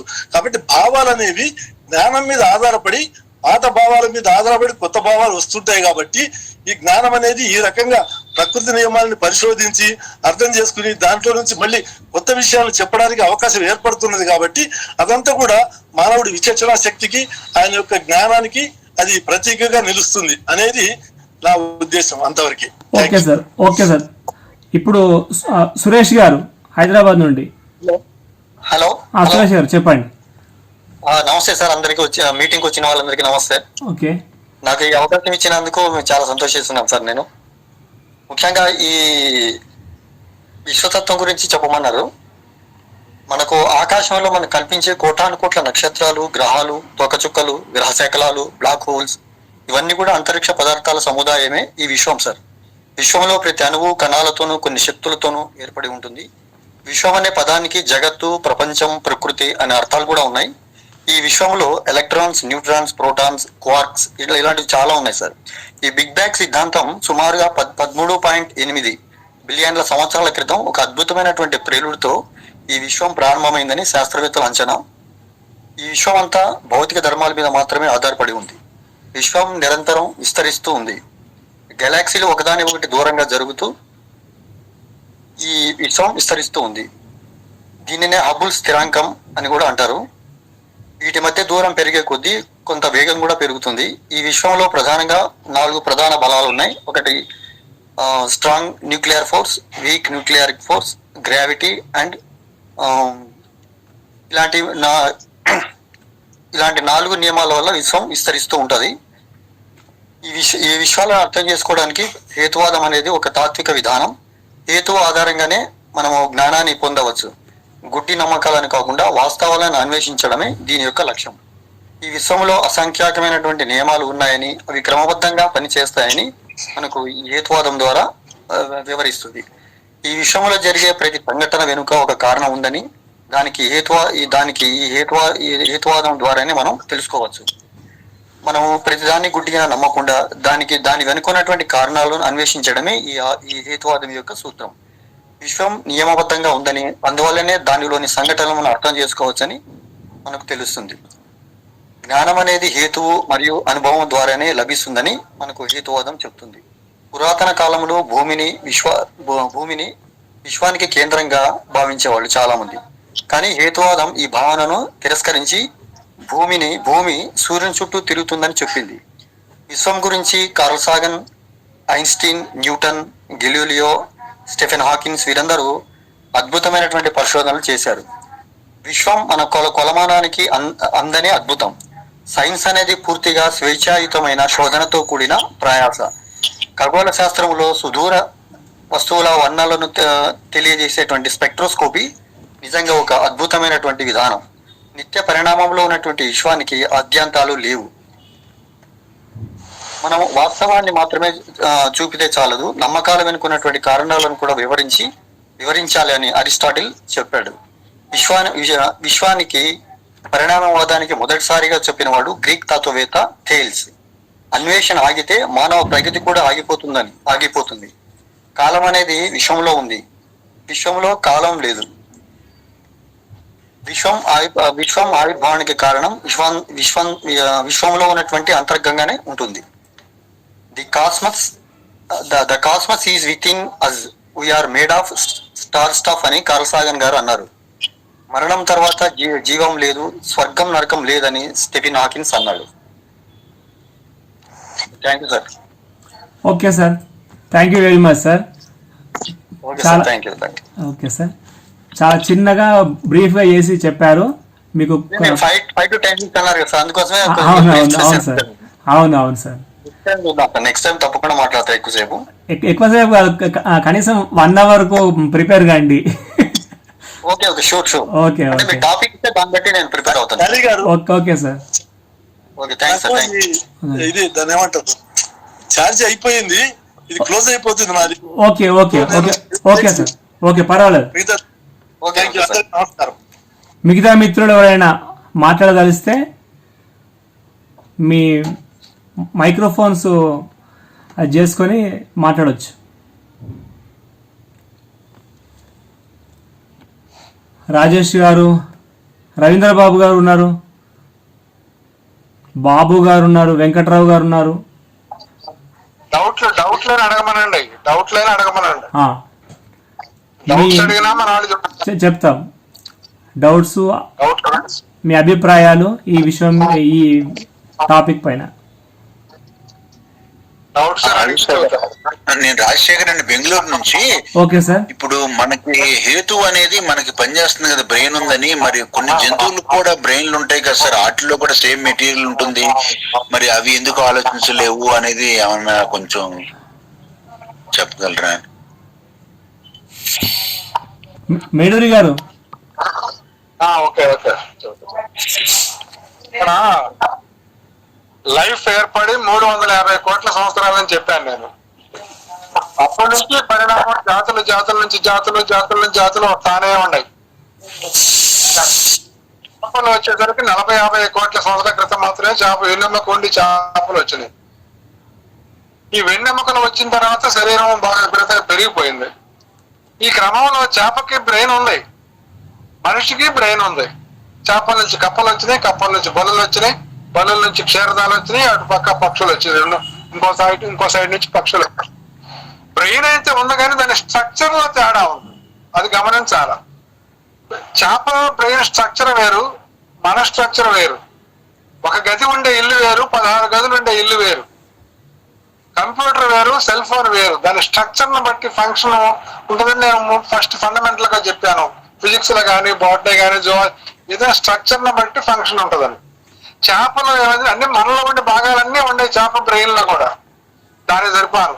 కానీ మానవుడిగా తీర్చిదిద్దినటువంటి ఈ మస్తిష్క అర్ధగోళాలని చెప్పి మనిషి బ్రెయిన్ లో 70% ఆక్రమించినటువంటి తెలివైన భాగాలు, మనకి తెలివితేటల్ని, ఆలోచనని, విశ్లేషణని, తర్కాన్ని, జ్ఞానాన్ని, జ్ఞాపకాలని ఇచ్చి భవిష్యత్తు ప్రణాళికలు వేసిన బ్రెయిన్ ఈ మస్తిష్క అర్ధగోళాలు. ఇవి మన బ్రెయిన్ లో 70% ఉన్నాయి. ఏవైతే మన బ్రెయిన్ లో 70% ఉన్నాయో చేప బ్రెయిన్ లో చాలా చిన్నవి, ఇంపార్టెన్స్ లేదు వాటికి. అందువల్ల వాటి మస్తిష్క అర్ధగోళాల స్థాయిని బట్టి, స్ట్రక్చర్ ని బట్టి వాటికి పరిమితులు ఉన్నాయి. వాటి ఆలోచనలకు మళ్ళాగా ఆలోచించవు. మనకెందుకు వచ్చిందంటే ఈ స్ట్రక్చర్ మస్తిష్క అర్ధగోళాలు పెద్దవి ఉండటం వల్ల, రీడింగ్ రూమ్ పెద్దది ఉండటం వల్ల, మన పుస్తకాలు ఎక్కువ పెట్టుకోవడం వల్ల ఎట్లయితే మార్పు వస్తుందో ఈ మస్తిష్క అర్ధగోళాలు 70% ఘనపరిమాణాన్ని, వెయిట్ ని ఆక్రమిస్తాయి. దీంట్లోనే మన జ్ఞాపకాలు, మనకు కళ్ళ ద్వారా వచ్చే నాలెడ్జి ఒక సెంటర్ లో నిలవ ఉంటది. అట్లాగే అన్ని జ్ఞానాలు వచ్చేది నిలవ ఉంటది. ఇది అనలైజ్ చేసేది ఇంకోటి ఉంటది, నిర్ణయాలు తీసుకునేది ఇంకోటి ఉంటది, తర్కించే పార్ట్ ఇంకోటి ఉంటది. ఈ మస్తిష్క అర్ధగోళాల సైజు పెరగటం వల్ల ఏమైందంటే ఏనుగురికి మన బ్రెయిన్ కంటే పెద్ద బ్రెయిన్ ఉంది సైజు, కానీ దాని స్ట్రక్చర్ లో మాత్రం మన మస్తిష్క అర్ధగోళాలు మనకున్నంత సాపేక్ష సైజులో దానికి ఉండవు. దాంట్లో 70% ఉండవు, తక్కువ ఉంటాయి. అందువల్ల బ్రెయిన్ పెద్ద అయినా దాని శరీరాన్ని మెయింటైన్ చేయడానికి, లాగటానికి, కదిలించడానికి మాత్రమే సరిపోయే బ్రెయిన్ పెద్దది ఉంటది. కానీ మనలాగా ఆలోచించి, నిర్ణయాలు తీసుకొని, తర్కించి, విశ్లేషణ చేసి, భావోత్పత్తి చేసి, ప్రణాళికలు వేసి, భవిష్యత్తును ఊహించి, విశ్వాన్ని అవగాహన చేసుకొని ఈ స్థాయిలో పోయేటువంటి బ్రెయిన్ స్ట్రక్చర్ వాటికి లేదు. కాబట్టి చేపల్లో గాని, కప్పల్లో గాని, బల్లుల్లో గాని, లేదా ఇతర క్షీరదాల్లో కూడా, ఇతర మంకీలు, చింపాంజీల్లో, వరంగుటాల్లో ఇంత సైజు మస్తిష్క అర్ధగోళాలు లేవు. ఈ సైజు మస్తిష్క అర్ధగోళాలని కూడా హయ్యర్ స్కిల్స్, హయ్యర్ ఫంక్షన్స్ అంటారు బ్రెయిన్ లో. ఈ హయ్యర్ ఫంక్షన్స్ ఇచ్చేటువంటి బ్రెయిన్ పార్ట్ పెద్దది కావటాన్ని ఏమైందంటే 2 లక్షల సంవత్సరాల క్రితం కూడా 70% ఉంది, ఇప్పుడు 70% ఉంది. కానీ అప్పుడు నాలెడ్జ్ లేదు, 70%తో వచ్చింది కానీ దానికి ఇప్పుడున్న నాలెడ్జ్ అప్పుడు లేదు. కాబట్టి అప్పుడున్న నాలెడ్జ్ పరిమితి మీదుగా రాతి పరికరాలు ఏవో తయారు చేశాడు. ఇప్పుడు నాలెడ్జ్ తరతరానికి కుమిలి రాత వచ్చినాక, పుస్తకాలు వచ్చినాక, అంతకుముందు చెప్పే విధానం తండ్రికి పిల్లవాడు ట్రైనింగ్ ఇచ్చి, పిల్లవాడికి మనవాడికి ట్రైనింగ్ ఇచ్చి ఈ నాలెడ్జ్ వచ్చేసింది. పరికరాలు వచ్చినాక, కంప్యూటర్లు వచ్చినాక ఇప్పుడు మనం డైరెక్ట్ గా మనం మీ దగ్గరకు వచ్చి మాట్లాడలేను నేను. ఇప్పుడు అవకాశం ఏర్పడి ఇట్లా క్రమంగా క్యుములేటివ్ ఎఫెక్ట్ తోటి తరతరాన్ని ప్రతి తరం సంపాదించిన నాలెడ్జ్ తర్వాత తరానికి ఇప్పుడు ఎక్కువ వస్తుంది, అప్పుడు తక్కువ ఉండేది. ఆ వాడు సాత్తుండే తండ్రి కొడుకు రాయి తీసుకుని సాగటం అంతవరకే వాళ్ళ నాలెడ్జ్. కాబట్టి నాలెడ్జ్ క్రమంగా పెరిగి పెరిగి గత 2 లక్షల సంవత్సరాల్లో నాలెడ్జ్ బాగా పోగుపడిన తర్వాత మన స్థాయికి మనం వచ్చాం. కాబట్టి ఇక్కడ చేపల బ్రెయిన్ చాలా చిన్న చేపకు మనం ఏం చేస్తాము, ఇనప కొక్కేను తగిలిస్తాము, దాన్ని ఒక వానపాము ఎక్కిస్తాము. మన ప్రణాళిక దాని ఆహారం ఏందో మనకు తెలుసు. ఆహారాన్ని దానికి ఇచ్చినట్టు ఇచ్చి లోపల ఒక ముళ్ళు ఉంటది, సూచి ఉంటది. దాన్ని అదేమన్నా పాపం వానపాము చూడగానే ఆహారం కోసం వచ్చి ఆహారం కదా అని పట్టుకుంటది. ఇనుము ఉంది, ఇది గుచ్చుకుంటది, ఇది మన ఎవడో మానవుడు వేసాడు పైనుంచి వచ్చింది, దారం ఏంది, ఇంత ఆలోచించి తప్పించుకునే శక్తి చేపలకు. అందువల్లే మనం గాల వేసి ఎర వేసి చేపలను పట్టగలుగుతాం. ఏనుగులు కూడా పాపం ఇవి తిరుగుతూ ఉంటాయి, బరువు భారీ కాయాలు. మానవుడు ఏం చేస్తాడు, గుంటను దవ్వుతాడు, ఏనుగు పట్టే గుంట. ఆ గుంట మీద కర్రలు పెడతాడు, వాటి మీద చెత్త పెడతాడు, ఏమైనా మట్టి వేస్తాడు, విత్తనాలు తల్లి గడ్డి మలిపిస్తాడు, నేలలా కనపడుతుంటాడు. ఏనుగుకి ఇది మనిషి ఇటు చేశాడు నన్ను పట్టుకోవడం అనేది ఆ ట్రాపింగ్ కుట్ర వాడికి అంత ఆలోచించదు. మామూలుగా వచ్చుద్ది, పడిపోయేది, తర్వాత దానికి 2 రోజులు ఎండ పెడతాడు, 3వ రోజు ఆహారం పెడతాడు. చిన్నగా మధ్య మన కుక్కనైతే ఆహారం బిస్కెట్లు అయితే తిరిగిడితే ఎట్లా వస్తుందో అట్లాగే మనమేం దాడి ఏం చేయదు. ఈడే తవ్వాడని కూడా తెలియదు దానికి. వీడు రక్షించాడు అనుకుంటా, వీడు గుంట తవ్వాడు మనల్ని పడేశాడు పట్టుకున్నాడు సంగతి కూడా దానికి అంత తెలివితేటలు కూడా ఉండవు. కాబట్టి బ్రెయిన్ స్ట్రక్చర్ లో వచ్చినటువంటి ఒక మార్పు ఏంటంటే 70% ఆఫ్ బ్రెయిన్ మనకి higher skills, higher thought process, higher analysation skill, logical skill, expression of ideas, భావ ప్రకటన. భాష కూడా మనకి స్టార్టింగ్ లో లేదు, నాలెడ్జ్ పెరిగే పని భాష వచ్చింది. 50,000 సంవత్సరాల క్రితం నుంచే మనకి భాష వచ్చింది, అంతకుముందు భాష లేదు. 10,000 సంవత్సరాల క్రితం మనకి లిపి రాయటం మొదలు పెట్టాడు. అక్కడి నుంచి వ్యవసాయ విప్లవం వచ్చింది. ఏదో తోళ్ల మీదనో చెక్కల మీదనో రాళ్ల మీదనో చిన్నగా రాసి సమాచారాన్ని చివరికి పుస్తకాల రూపంలో, ఎలక్ట్రానిక్ పుస్తకాలు, ఫేస్బుక్ రూపంలో మనం ఈరోజు పంపిస్తాం. కాబట్టి ఆ చేపలు అప్పటి నుంచి ఇప్పుడు దాకా అంతే ఉండేది, నో డెవలప్మెంట్. కప్పలు అప్పటి నుంచి ఇప్పుడు లక్షల సంవత్సరాలుగా నో డెవలప్మెంట్. బల్లులకి నో డెవలప్మెంట్. కానీ జాతులు కొంచెం స్ట్రక్చర్ లో మారి జాతులు మారుతున్నాయి, కానీ ఫండమెంటల్ గా థింకింగ్ పవర్ ఇచ్చేటువంటి వాటికి మస్తిష్క అర్ధగోళాలు ఈ స్థాయిలో లేనందువల్ల ఈ స్థాయి నాలెడ్జ్ గాని, ఈ స్థాయి విశ్లేషణ గాని, ఈ స్థాయి అవగాహన గాని, భావోత్పత్తి గాని, భావ వ్యక్తీకరణ గాని, ఈ లాజికల్ థింకింగ్ గాని ఇవన్నీ వాటికి సాధ్యం కావు. వాటి పరిమితులు వాటికి ఉంది. మళ్ళీ గోడ మీద పోతా ఉంటది. దాని కాళ్ళ నిర్మాణం వల్ల దాన్ని పట్టుకుంటుంది, తెలివితేటలు కాదు అవి. కాళ్ళ నిర్మాణం అట్లా ఉంది. దాని ఇన్స్టింక్ట్స్ ఏంటంటే ఆ పట్టి అంటది, లోపల శూన్య ప్రదేశం కొద్దిగా ఏర్పడుద్ది, అందువల్ల స్టిక్ అవుతుంది. దానికి మనం గోడ కనుక రబ్బర్ పెట్టి స్టిక్ చేసినట్టుగా దాంతో కదిలేటువంటి ఎగిరేటువంటి దాన్ని తింటది. పడిపోయిన దాన్ని తిందు. కప్పలు కూడా అంతే, ఎగురుతూ ఉంటేనే దాన్ని పట్టుకుంటాయి, నిలబడి ఉంటే దాన్ని గమనించలేవు. రష్యా వాళ్ళు కప్పలను మేపించేటప్పుడు పళ్ళెంలో పురుగులు వేసి పెట్టారు, అవి తెల్ల, అవి లైవ్ గా ఎగురుతుంటేనే వీటికి స్పందన వచ్చి ఎగిరేదాన్ని పట్టుకొని మింగేస్తాయి. అట్లా వాటి పరిమిత స్థాయి ఎందువల్ల వచ్చిందంటే వాటిలో మస్తిష్క మిగతా శ్వాసక్రియకి, నడవటానికి, కండరాలను కదిలించడానికి, జీర్ణక్రియకి, వీటన్నిటికీ బ్రెయిన్ లో పార్ట్లు ఉంటాయి. దానికి పార్ట్ బ్రెయిన్ లో మన బాడీ పార్ట్లు అన్నిటికీ లోపల పార్ట్లు ఉంటాయి కదిలిచ్చేయి. కానీ ఈ పార్ట్ లేదు. అటు వాటికి ఉండే పార్ట్లు మనకే ఉన్నాయి. మనకి శ్వాసక్రియ ఆడతాం, మనకి అన్ని తెలుసుకుంటాం, మామూలు ఫండమెంటల్స్ అన్ని ఏనుకున్నట్టే మనకి చర్మం నాలెడ్జ్ సేకరిస్తుంది, హీట్ తెలుస్తుంది. కానీ ఈ మస్తిష్క అర్ధగోళాలు చెట్టెక్కిన ఏపు జాతుల్లో కూడా విపరీతమైన పెరుగుదల వీటిల్లో కనపడుతుంది. మనిషిగా ముందు జాతి హోమో ఎరెక్టస్ గానీ, హోమో హ్యాబిలిస్ గానీ, ఆస్ట్రలోపిథెకస్ గానీ వాటికి కూడా చిన్నవి ఉండేవి. ఈ మస్తిష్క అర్ధగోళాలు పెరిగే కొంది ఈ బ్రెయిన్ సైజ్ పెరుగుతా వచ్చింది. మిగతా ఎట్లా పెద్దగా డెవలప్మెంట్ లేదు, మిగతా సరిపోని ఉన్నాయి. ఎనుగులుకున్నట్టే మనకు కూడా ఉన్నాయి, బాడీని నియంత్రించేది, కంట్రోల్ చేసేది. ఒక ఆలోచనకు సంబంధించి ఈ హేతుబద్ధంగా ఆలోచించడానికి అవకాశం ఇచ్చిన మస్తిష్క అర్ధగోళాలు మనిషిలో మీకు తెలుసు, మనిషి 100 కేజీలు ఉంటే బ్రెయిన్ 2 కేజీలు ఉంటది. 2% ఉంటది మన బ్రెయిన్ సైజ్. ఈ 2% ఏనుగులో ఉండదు, కప్పల్లో, బల్లుల్లో ఉండదు, చాలా తక్కువ ఉంటుంది, 0.00% ఉంటుంది. అందువల్ల మన బాడీ సైజుకి అవసరానికి మించి ఎక్కువ సైజు బ్రెయిన్ ఆలోచనకి ప్రక్రియ. నేను చెప్పాను, మనం తినే ఆహారంలో 20% బ్రెయిన్ కి అవసరం, అన్ని బ్రెయిన్లకి ఏ జాతి అయినా. మనం తీసుకునే ఆక్సిజన్ లో 20% బ్రెయిన్ కంటిన్యూగా పనిచేస్తుంటది. మన ఈ మజిల్స్ లాగా అల్పు స్వల్పే ఉండదు. ఉదయం నిద్ర లేచిన కానీ సాయంత్రం దాకా అది పనిచేస్తానే ఉంటది. అందువల్ల ఫుల్ ఎనర్జీ ఖర్చు అవుతుంటది. కాబట్టి 20% of our food, 20% our oxygen brain కి అవసరం. ఈ మస్తిష్క అర్ధగోళాల సైజు పెద్దవి కావటం వల్ల మనిషికి ప్రత్యేకమైనటువంటి సెపియన్ స్కిల్, ఆలోచించే స్కిల్, నాలెడ్జ్ విస్తారంగా సేకరించి అనలైజ్ చేసి వాస్తవం భ్రమ, చేప కూడా చూస్తుంది, మనం దానికి కన్నుగా మనకి చేప కన్నే మన కన్నుగా మారింది పరిణామాలు. అది చూస్తుంది, ఎర్రను చూస్తుంది, కానీ ఎర్రను ఆహారం తింటది. మనమైతే చూస్తాం అది ఏంది, వెనకాల ఏమన్నా దారం కనపడుతుంది, వెక్యం కనపడుతుంది, ఐరన్ కనపడుతుంది, ఇదేదో ట్రాప్ చేయడానికి పెట్టాడు, ఇది ఎవడో ఈ బాంబు పెట్టాడు, ఈ సూట్ కేసు అంతే, 2 సూట్ కేసు బాంబు ఉంది అని మనకి అనుమానాలు, ప్రశ్నలు వస్తుంటాయి. అంతా బ్రెయిన్ వాటికి లేదు, స్ట్రక్చర్ లేదు కాబట్టి దాని ఫంక్షన్ కూడా లిమిటేషన్ దానికి. సార్ ఒక డౌట్ సార్. చెప్పండి చెప్పండి సార్, పేరు చెప్పండి. వేణుగోపాల్ నా పేరు. సరే వేణుగోపాల్ చెప్పండి సార్. నమస్తే సార్. ఏం లేదు, మనకి ఇందాక విశ్వానికి ఆది లేదు అంతం లేదు అన్నారు కదా, ఆ లెక్కనైతే బిగ్ బ్యాంగ్ సిద్ధాంతం తప్పు అవుతుంది కదా. అంటే బిగ్ బ్యాంగ్ తో విశ్వం స్టార్ట్ అయింది అనేది తప్పు కదా. అలా ముద్దగా ఎందుకు చేరింది అనేది పాయింట్ అక్కడ. ఇప్పుడు విస్తారంగా ఇప్పుడు ముద్దగా చేరిందని మనం ఒక అంచనా వేస్తున్నాం అంతే, కానీ అక్కడ వీళ్ళు చేరతారు కదా దైవం నమ్మేవాళ్ళు, అది ముద్ద దైవం అంటారు కదా. వాళ్ళేమంటారో మనకు అనవసరం వేణు గారు. ఇక్కడ పాయింట్ ఏంటంటే ఒక చోట ఉంది ఈ విశ్వ పదార్థం అంతా, ఇన్ని వేల కోట్ల గెలాక్సీలు, 2 వేల కోట్ల నక్షత్రాలు ఉన్న విశ్వ ద్రవ్యం అంతా ఒక చోట ఉంది. అది పేలుడు సంబంధించి అన్ని వైపులా ముక్కలు ముక్కలుగా విస్తరిస్తా ఉంది. విస్తరిస్తానే పరిణామం చెంది ఈ నక్షత్రాలు, గ్రహాలు, మానవుడు, వీళ్ళందరూ జీవులు ఇక్కడ వచ్చినాయి అని చెబుతున్నారు. అయితే ఇక్కడ మన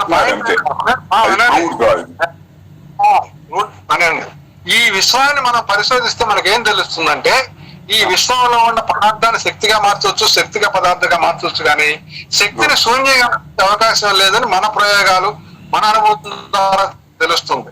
అయితే 1380 సంవత్సరాలతో మొదలైన ఇప్పుడున్న నిర్మాణం మొదలైంది.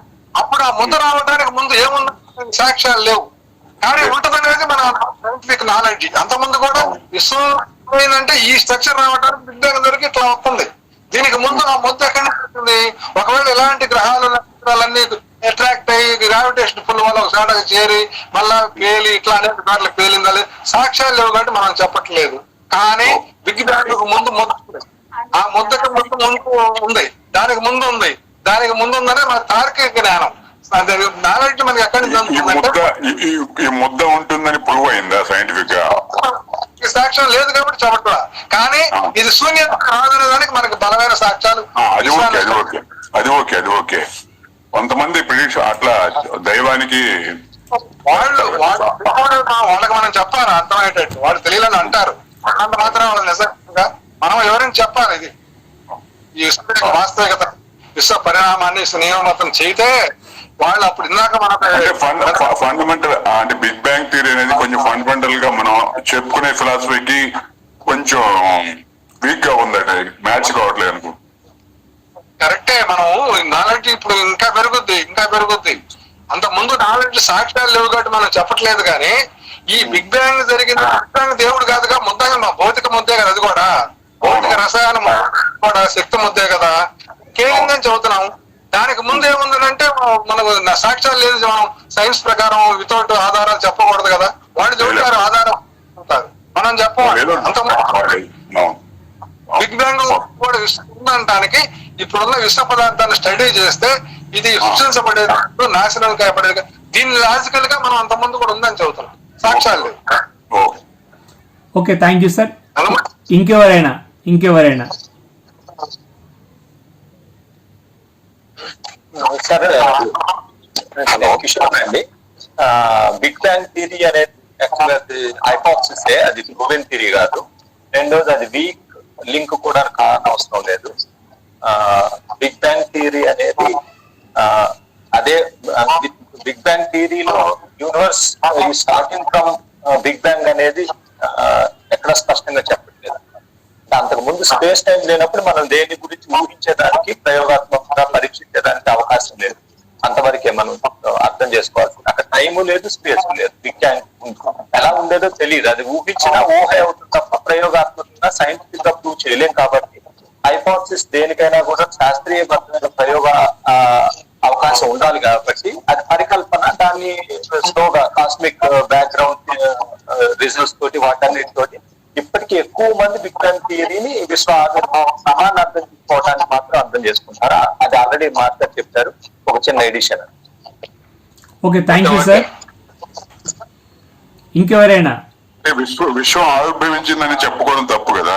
విశ్వం అనేది ఉన్నది అంతే, అది ఆవిర్భవించలేదు. ఏదైతే ఉన్నదో అదే విశ్వం. కరెక్ట్ అని పదాలు భాష మనం భావాలు చెప్పుకోవడానికి భాష సరిపోదు అంటాం కదా. ఆవిర్భవించిందంటే మళ్ళీ దేవుడు వస్తాడు. కరెక్ట్ భాషలో ఉన్న పరిస్థితి. ఇప్పుడు స్ట్రక్చర్ మనం అక్కడి నుంచి మొదలైన అంతకుముందు ఏం జరిగిందని సాక్ష్యాలు లేవు. అంతకుముందు ఏం విశ్వం ఏదైతే ఉన్నదో అది విశ్వం అంతే, అది ఆవిర్భవించలేదు, ఒకటి చనిపోలేదు, అది ఉన్నది విశ్వం అంతే. అంతకుముందు కూడా ఉందని మన తార్కికంగా చెబుతున్నాం, ఆధారంగా చెప్పట్లా. అంతకుముందు కూడా ఉందనేది మన తర్క నిర్ణయం, తార్కిక నిర్ణయం. లేకపోతే ఆడి నుంచి వచ్చి సూర్యుల నుంచి రాదు కదా. అట్లా కాదు, మనం ఆవిర్భవించింది అనకూడదు కదా. అది మనిషి పుట్టాడు అన్నట్టు విశ్వం పుట్టింది అనకూడదు కదా. అదే అవగాహన కోసం చెప్పుకుంటాం. స్టార్ట్ అయిందనే పరిణామం చెందుతా ఉంది. బిగ్ బ్యాంగ్ ముందు కూడా ఉందిగా ముద్ద, బిగ్ బ్యాంగ్ తర్వాత కదా జరిగింది. ముద్దన జరిగిన బిగ్ బ్యాంగ్ ముందు పదార్థం ఉందనే అర్థం ఉన్నది. అది 100% కరెక్ట్ అని చెప్పట్లేదు ఎవరు. బిగ్ బ్యాంగ్ కూడా అవగాహన దానికి రేపు 100 ఏళ్ల తర్వాత హేతువాదులు మానవవాదులు తెలిసిన దాని మీద చదువుతారు. ప్రస్తుతం తెలిసిన దాని మీద మనం డిస్కస్ చేసుకుంటున్నాం మన జీవన తత్వం మెరుగుదల కోసం. ఇది రేపు మన తప్పైనా ఒప్పైనా మార్చుకుంటాం, మళ్ళా తర్వాత మార్చుకుంటాం. అరిస్టాటిల్ అన్ని తప్పులు అయిపోయినాయి. ఇప్పుడు అరిస్టాటిల్ ఒకప్పుడు విజ్ఞాని, ప్రపంచ విజ్ఞాని, ఆయన చెప్పిన అన్ని తప్పులు, పిల్లలు చెప్పినట్టు తప్పులు చెప్పాడు. మనం మార్చుకున్నాం. మనవి కూడా తప్పులు అయితే మార్చుకుంటారు రాబోయే తరాలు. కానీ ఇప్పటికీ మన అందిన సమాచారం, మన ఐడియాస్ ప్రకారం మన జీవన విధానాన్ని, మన ఆలోచన పద్ధతిని ఇది అనాది, అంతం లేనిది, ఇది కంటిన్యూగా ఒక పరిణామం జరుగుతా ఉంది. ఇది దేవుడు భౌతికేతర శక్తి సృష్టించింది కాదు. మనం ఉన్న భావాల్ని కొట్టివేయడానికి, మత విశ్వాసాలను తొలగించడానికి, మనుషులుగా చేయడానికి, హేతుబద్ధంగా ఆలోచింపజేయడానికి మన సైంటిఫిక్ నాలెడ్జ్ ని, మన థీరీస్ అయినా కావచ్చు. మొన్నదాకా డార్విన్ థీరీయే, కానీ ఈ రోజు డార్విన్ థియరీ ఫ్యాక్ట్ అయిపోయింది. అనేక సాక్ష్యాలు వచ్చి ఈ రోజు డార్విన్ థియరీ అంటాలా, ఈ ఎవల్యూషన్ ఈజ్ ఏ ఫ్యాక్ట్ అని పెద్ద పెద్ద శాస్త్రవేత్తలు చెబుతున్నారు. అందువల్ల సాక్ష్యాలు వచ్చే కొంది మన నాలెడ్జ్ పెరుగుద్ది, నాలెడ్జ్ పెరిగే కొంది మన అవగాహన పెరుగుద్ది. భవిష్యత్తులో 1000 ఏళ్ల తరాలు కూడా మనుషులు ఉంటారు. ఇప్పుడు హేతువాదులు, మానవాదులు ఉంటారు. వాళ్ళకి పెరిగిన నాలెడ్జ్ బేస్డ్ గా వాళ్ళు మనకంటే ఇంకెక్కువ బాగా, ఇప్పుడు కిషోర్కి నాకు తేడా ఉంది, వాళ్ళ గారికి నాకు తేడా ఉంది నాలెడ్జ్ లో. నా నాలెడ్జ్ స్థాయి ప్రకారం నేను చదువుతుంటాను, వాళ్ళ నాలెడ్జ్ ప్రకారం వాళ్ళు చదువుతుంటారు. రాబోయే తరాలకి నాలెడ్జ్ పెరుగుద్ది. వాళ్ళ జీవన విధానం మెరుగు కోసం వాళ్ళ దండాలు పడతారు. అప్పుడు మన పరిస్థితి ఏంటంటే ప్రస్తుతం ఈ విశ్వాన్ని సృష్టించడానికి కానీ నాశనం చేయడానికి కానీ వీలు కాదు. అందువల్ల సృష్టికర్త లేడు, నాశనకర్త లేడు. విశ్వం స్వయంగా చలిస్తుంది కాబట్టి పోషకర్త కూడా లేడు. దీనికి తిండి పెట్టేవాడు, నడిపేవాడు వీళ్ళు ఎవరు లేరు. స్వర్గాలు నరకాలు లేవు, పూర్వజన్మ లేదు, కర్మ సిద్ధాంతం తప్పు, ఆత్మ లేదు, మనసు బ్రెయిన్ చనిపోతే ఆత్మ ఆలోచన ఆగిపోతుంది, ఆత్మ లేదు, ఆత్మ పరమాత్మలో కలిసేది లేదు. ఇవన్నీ ప్రస్తుతం మనకు ఎదురుగున్న సమస్యల్ని వాళ్ళని కొట్టేయడానికి, తార్కికంగా చెప్పి వాళ్ళని హేతువాదులుగా, మానవవాదులుగా మార్చి ఆలోచింపజేయడానికి ఈ నాలెడ్జ్ ఉపయోగిస్తున్నాం, మన భావాలను ఉపయోగిస్తున్నాం. ఈ భావ విప్లవం అంటే మన ఆధునిక భావాలతోటి ఆ పాత విశ్వాసాలను కొట్టేసి తొలగించేసి వాళ్ళని హేతుబద్ధంగా ఆలోచింపజేయడం మన లక్ష్యం. మనకి అన్ని తెలియవు. అన్ని తెలిస్తే, అరిస్టాటిల్ అన్ని తెలిస్తే మనం ఎందుకు వచ్చాం తర్వాత? ఈ 2000 సంవత్సరాలు చాలా తెలుసుకున్నాం కదా. మనకి అన్ని తెలియవు, మనకి కూడా రేపు చాలా తప్పులే ఉండొచ్చు, కొత్త వాస్తవాలు చేరతాయి. దాని ఇంకా హైయర్ లెవెల్కి వెళ్తారు. అప్పుడు మానవులు 1000 సంవత్సరాల తర్వాత ఇంకా 3 లక్షల సంవత్సరాల పాటు మనిషి ఉంటాడని నేను చెబుతున్నాను. ఇంకా 3 లక్షల సంవత్సరాల పాటు ఈ స్థితిలో ఇదే మోడల్లో ఉంటాడు. తర్వాత ఇంకొక జాతిగా మారుతాడు. కానీ అప్పుడు దాకా మనిషి నాలెడ్జ్, విశ్లేషణ, అనలైజేషన్, అవగాహన, భావోత్పత్తి, జీవన విధానం మెరుగుపరుచుకోవడం ఇవి జరుగుతూనే ఉండి మనకంటే అడ్వాన్స్ నాలెడ్జ్ లో అడ్వాన్స్ అవుతారు, ఆ భావాల్లో అడ్వాన్స్ అవుతారు, జీవన విధానంలో అడ్వాన్స్ అవుతారు. ప్రస్తుతం మనకి అన్ని మేరకు మనం మాట్లాడు. అంటే నీకు ఎంత తెలిస్తే చెప్పంటే నేను 1000 ఏళ్ళ దాకా బతకను కదా. ఇప్పటి వరకు నాకు అందిన దాని ప్రకారం ఇదిగో దేవుడు లేదయా, ఇదిగో స్వర్గం లేదయా, నరకం లేదయా, కర్మ పూర్వజన్మ పునర్జన్మ లేదయా, ఆత్మ లేదు, ఇంకా పరమాత్మ ఏంది, పరమాత్మ లేదు, ఆత్మ లేదు, ఇంకా మోక్షం ఏంది, ఇవన్నీ చెబుతాం, వాళ్ళని ఎడ్యుకేట్ చేయడం, మన దారికి తెచ్చుకోవాలా, మన స్థాయికి తెచ్చుకోవాలా. తర్వాత మనం కూడా నేర్చుకుంటాం. మన పిల్లలు, వాళ్ళు ఇంకా ఉన్నత స్థాయికి వెళ్తారు, కాదంటానికి లేదు. 2 లక్షల సంవత్సరాల్లో ఇంత నాలెడ్జ్, ఇంత టెక్నాలజీ వస్తే రాబోయే 3 లక్షల సంవత్సరాల్లో ఇంకా పెరుగుద్ది. ఎప్పటికీ అణుయుద్ధం రాకుండా ఉంటే, అణుయుద్ధాలు వచ్చి భూమి మీద మనుషులు, జీవులు నాశనం కాకుండా ఉంటే, అణుయుద్ధాన్ని ఆపాలంటే మనం భావ విప్లవాన్ని తేవాలి. ఈ నా మతం గొప్ప, నా దేశం గొప్ప, నా జాతి గొప్ప అనే ఈ జాతివాదాలు, సంకుచితాలు పోవాలంటే హేతుబద్ధంగా ఆలోచించాలా, మనుషులాగా జీవించాలా, మనుషులందరూ సమానం అని, మనుషులందరూ ఒకటేనని తెలుసుకోవాలా. ఆ అణుయుద్ధాన్ని ఎట్లా ఆపుతాం? గొప్ప ఎవరు మతం వాళ్ళు గొప్ప యుద్ధాలు చేసుకుంటాం అంటే, జాతుల మధ్య, దేశాల మధ్య యుద్ధాలు జరుపుతామంటే ఒప్పుకోవడం కోసం సాధ్యమవుతుంది. కాబట్టి మనుషులు వివేకం, భావ విప్లవం తీసుకురావాలి, వాస్తవాల వైపు నడిపించి మన స్థాయి ఇంకా ముందుకు పోవడానికి ప్రయత్నం చేయాలి. Okay, thank you sir. ఇంకెవరైనా బాబు గారు? నా పేరు బాబు అండి, నేను హైదరాబాద్ నుంచి మాట్లాడుతున్నాను సార్. నేను యాక్చువల్ గా ఈ గ్రూప్ కి కంప్లీట్ గా న్యూ, నాకు ఫస్ట్ మీటింగ్ ఇది. నాకు అసలు అనుభవం లేదు. ఏదైనా మాట్లాడడం, ఏదైనా తప్పు జరిగినా క్షమించండి. నా వయసు ఇప్పుడు 60 ఏళ్ళు అండి. నేను నా 10వ ఏట ఇదే టైప్ లో కొంతమంది మా ఊర్లో ఒక చిన్న మీటింగ్ అటెండ్ చేశారనమాట. అప్పటి నుంచి నా ఆలోచన ధోరణి అన్ని మారిపోయాయి. అంటే దేవుడి గురించి కావచ్చు, హేతువాదం, లాజికల్ థింకింగ్ అవన్నీ డెవలప్ అయ్యాయి. ఇప్పుడు నౌ ఐఎమ్ 60 years old. అయితే నాకు ఒక చిన్న క్వశ్చన్ ఏంటంటే, చాలా మంది దేవుడిని నమ్మేవాళ్ళు, ఈ బాబాలు వీళ్ళంతా నేనెవరు అనేది తెలుసుకోండి, అదే మీ లైఫ్ కి పరమార్థం అని అంటే, దాన్ని సైంటిఫిక్ గా మనం ఏదైనా ఆన్సర్ ఇవ్వగలమా? నేను ఎవరు అని అడిగితే హూ యామ్ ఐ అనేదైతే అంటారో దానికి సైంటిఫిక్ గా మనం ఏదైనా ఆన్సర్ ఇవ్వగలమా? నేను చెబుతాను సార్, దాని నా అభిప్రాయాలు చెబుతాను సార్. దీనికి చెప్పండి. ఓకే, ఇక్కడ ఈ హైయెస్ట్ మస్తిష్క అర్ధగోళాల వల్ల మనకి సేకరించిన నాలెడ్జ్ ని విశ్లేషించి, తర్కించి, వాస్తవాలను తెలుసుకొని, అవగాహన చేసుకొని, చుట్టూ ఉన్న పరిసరాలను మనకు అనుకూలంగా మార్చుకొని మనం స్వేచ్ఛను పొందడానికి వీలుగా ఈ ఆలోచన శక్తి అనేది మన మస్తిష్క అర్ధగోళాలకు వచ్చిన శక్తి ఇది. ఈ మస్తిష్క అర్ధగోళాలు లేకపోతే ఆలోచన ఉండదు. మన మస్తిష్క అర్ధగోళాల స్ట్రక్చర్, నాడీ వ్యవస్థ స్ట్రక్చర్ అలా ఉంది కాబట్టి మనకు ఆలోచన సాధ్యమవుతుంది, నాలెడ్జ్ సాధ్యమవుతుంది, విశ్లేషణ సాధ్యమవుతుంది, తర్కం సాధ్యమవుతుంది, అట్లాగే నిర్ణయాలు సాధ్యమవుతున్నాయి. ఆచరణలోకి వాటిని పెట్టే అవకాశం వచ్చింది, మనం డెవలప్ అయ్యే అవకాశం వచ్చింది.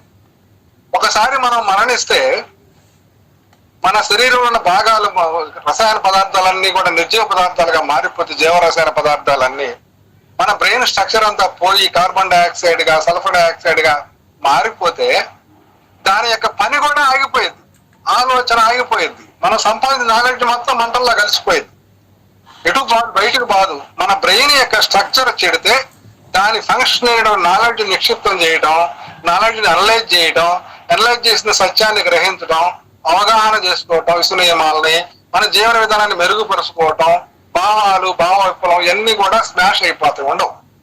కాబట్టి మన బ్రెయిన్ లేనప్పుడు, మనం చనిపోయిన తర్వాత బయటికి పోయేటువంటి నేను, ఆత్మ అనేది ఏమి లేదు. మన వాళ్ళు ఏంటంటే అప్పట్లో వాళ్ళకి బ్రెయిన్ చనిపోతే ఏమవుద్దో తెలియదు.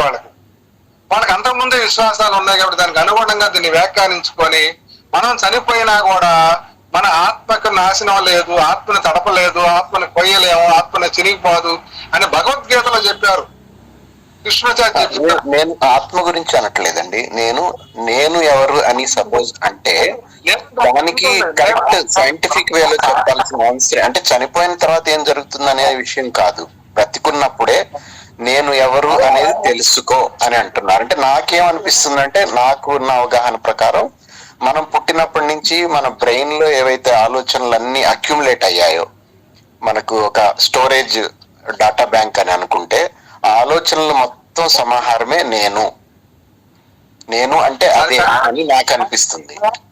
మన బ్రెయిన్ కి, మన ఆలోచనకి, మన భావాలకి, దాని పార్ట్కి, మన శరీరం అంతా మనం నేనని పేరు. నీవు అంటే నీ పేరు, నేను అంటే నా పేరు, ప్రొనౌన్స్ ఇవి. నేను నా బ్రెయిన్ పేరు విషయం అనట్లేదు, పేరు శరీరం కాదు. నేను అనుకుంటున్నది మన బ్రెయిన్ లో ఏదైతే కలెక్ట్ అయ్యాయో మొత్తం ఇప్పటి వరకు ఏదైతే మెమరీలో ఉందో, మన మెమరీలో ఏదైతే ఉందో అదే నేను, ఎవరికి వాళ్ళు అదే నేను అని ఎవరైనా దీనిలో ఇంటరాక్ట్ అవ్వాలంటే కొద్దిగా చెప్పగలిగితే, ఇంకెవరైనా కూడా కొద్దిగా చెప్పాలి. వినండి, మీరు వినండి. నా కాలి వేలు కానించి నా జుట్టు దాకా నా పార్ట్లు, నా జీర్ణనాళం, నా అన్ని నా అని నేనని చెబుతున్నాము. ఇక నేననేది ప్రత్యేకంగా మన బ్రెయిన్ తనకు తాను, తన మనస్సుకి తనకు తాను మనం పెట్టుకున్న భాష పేరు. అది మనకు నేననే సంగతి తెలియదు. భాష వచ్చినాక నేనంట మొదలు పెట్టాడు. ఈ నేను అనేది బయటికి పోయే ఆత్మ కాదు ఇది. ఈ నేను అనేది నా శరీరం, నా భావాలు, నా భాగాలు, నా జీవనం, ఇదంతా నా ఇల్లు, ఇదంతా ప్రాపర్టీ లింక్ తో వచ్చింది పేరే గాని నా బ్రెయిన్ అంటున్నాం, నా నాలెడ్జ్ అంటున్నాం, నా బ్రెయిన్ నేను వస్తానంటాం. నేనంటే నేను పోతే నా బ్రెయిన్ వస్తుంది, నేను కాళ్ళు చూసి మొత్తం పోతాయి. కాబట్టి నేను అనేది ప్రత్యేకంగా ఎవరు లేరు. మీరు చెప్పినట్టే మన మనస్సుకి, మన నాలెడ్జ్కి, మన శరీరం మొత్తానికి మనం పెట్టుకున్న ప్రణవం నేను, అంతే. నేను లేదా మేడూరు సత్యనారాయణ, రెండు పేర్లే కదా. నేనైనా ప్రణవం, మేడూరు సత్యనారాయణ పర్సనల్ లో. విషయం నేను ఒక చిన్న, అంటే మన దగ్గర ఏదైనా స్టాటిస్టిక్స్ ఉన్నాయా అండి? అంటే నాకు ఉన్న అవగాహన ప్రకారం రోజు రోజుకి పర్సెంటేజ్ ఆఫ్ హేతువాదులు అనుకోండి, నాస్తికులు అనుకోండి, అవి తగ్గిపోతుందని నా అభిప్రాయం. అది నిజమేనా? లేదు, తగ్గిపోవట్లే, పెరుగుతున్నారు సార్. అంటే భక్తులు పెరుగుతున్నట్టు అనిపిస్తుంది. ఏం పెరగలేదు, ఉండాళ్ళే బయటకు వస్తున్నారు బజార్లోకి, కానీ నాస్తికులు హేతువాదులు పెరుగుతున్నారు. అంటే ఆ స్టాటిస్టిక్స్ ఏమైనా మన దగ్గర ఉన్నాయా? అంటే పర్సంటేజ్ వైజ్ నెట్ లో ఉన్నాయి సార్, కావచ్చు, మన తెలుగు స్టేట్స్ కావచ్చు, నెట్ లో చాలా ఉన్నాయి సార్.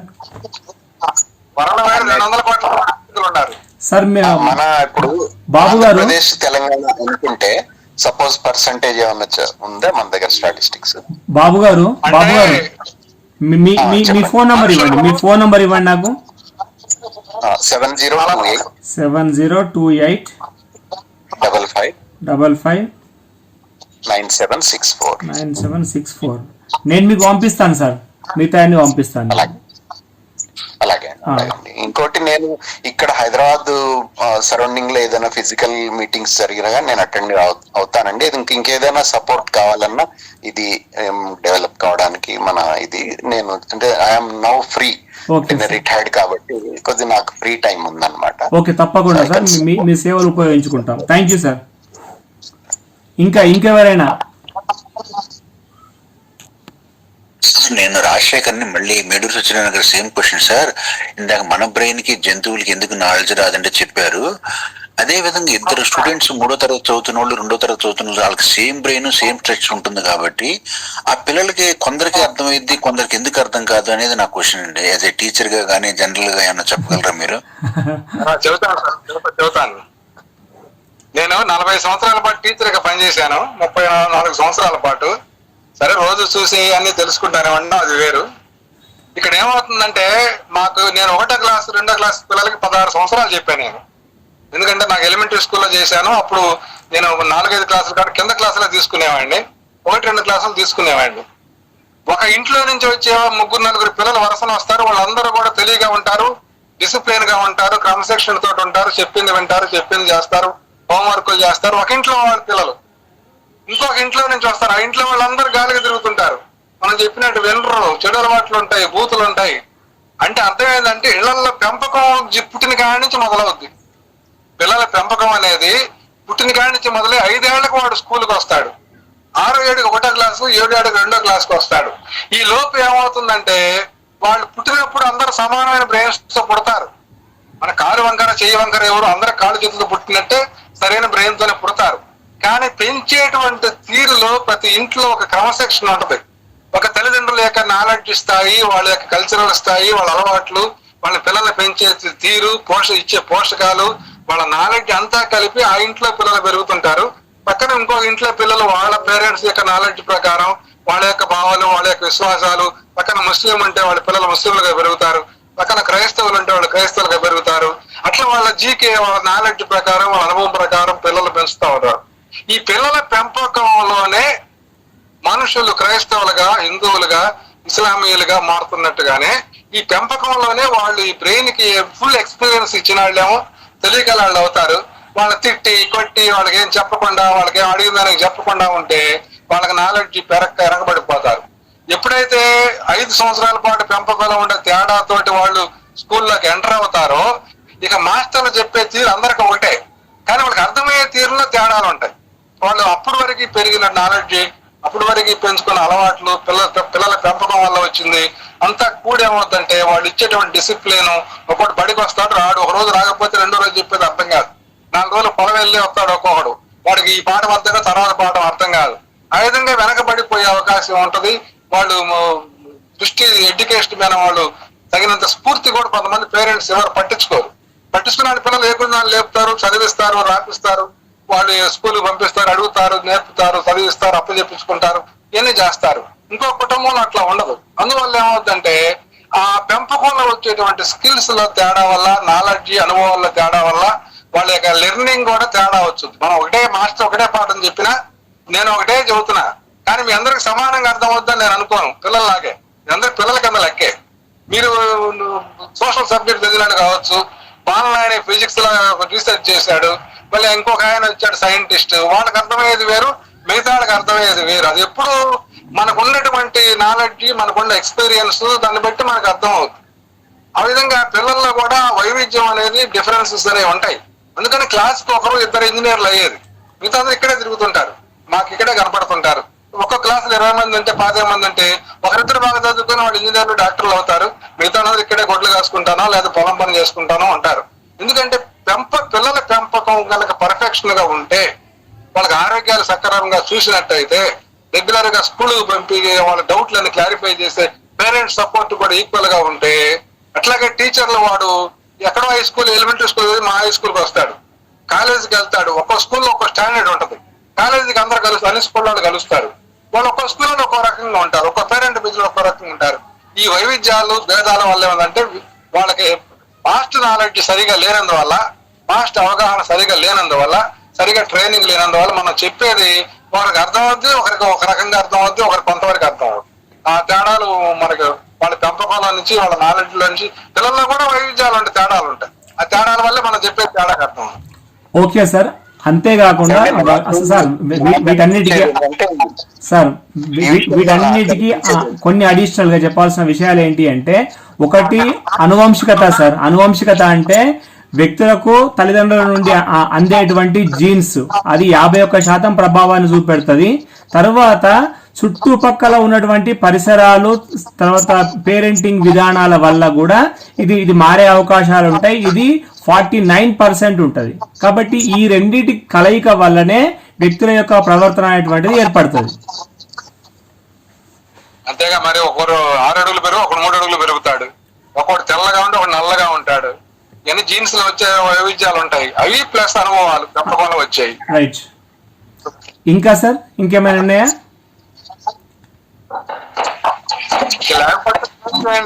రాజశేఖర్ గారు మీ ఫోన్ నంబర్ చెప్పండి.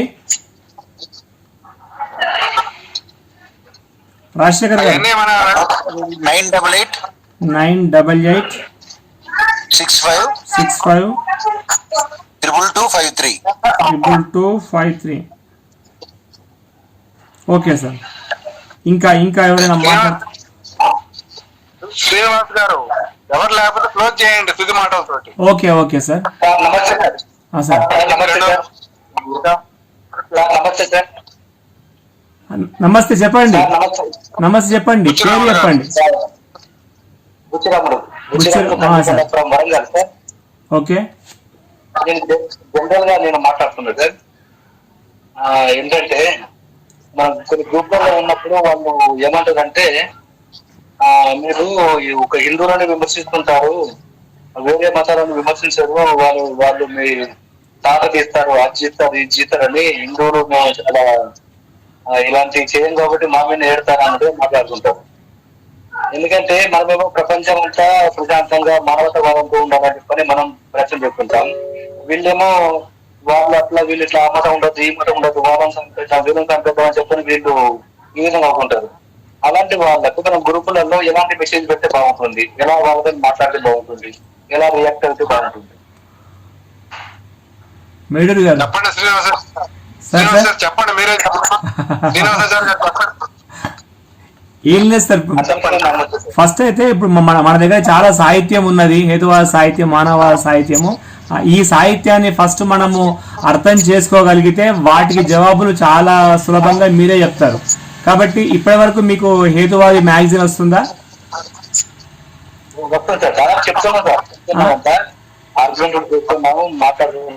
కాదు కాదు, వాళ్ళతో ఆర్గ్యుమెంట్ కాకుండా వాళ్ళని ఎడ్యుకేట్ చేసేటువంటి ప్రయత్నాలే మనం చేయాలి. ఫస్ట్ మనం ఎడ్యుకేట్ కావాలి. కాబట్టి మన దగ్గర ఉన్న అపారమైన పుస్తకాలను వాడండి, చదవండి. వీటిని ఒకసారి మీకు కావాలంటే అవి పంపిస్తాము. మీ ఫోన్ నెంబర్ ఉందా గ్రూప్ లో?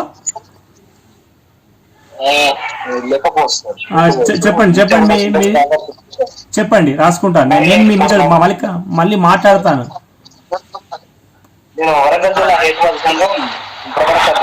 చెప్పండి ఫోన్ నెంబర్ చెప్పండి. 9849250682. ఓకే సార్, మీతో నేను మాట్లాడతాను. నెక్స్ట్ ఇంకా ఓకే సార్, క్లోజ్ చేద్దామా సార్? సార్ చెప్పండి. శంకర్ కేరళ నుంచి. శంకర్ చెప్పండి. మాట్లాడండి. చాలా చాలా బాగా చెప్పారు, మంచి విషయాలు మాట్లాడాము, పర్వాలేదు, బాగా ఉంది.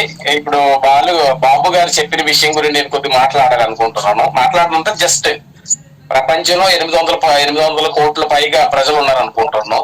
ఆ ప్రజల్లో ఒక 120, 130, 140 లోపలే ఈ హేతువాదులుగా లేదా నాస్తికులుగా ఉన్నారనేది ఒక రిజల్ట్ వస్తుంది మనకి. బాబు గారు వింటున్నారా? అవునవును, మూడో ర్యాంకులో ఉన్నారని వింటున్నా అండి. అది నేను ఇది వరల్డ్ స్టాటిస్టిక్ గురించి చెప్పట్లేదు. మన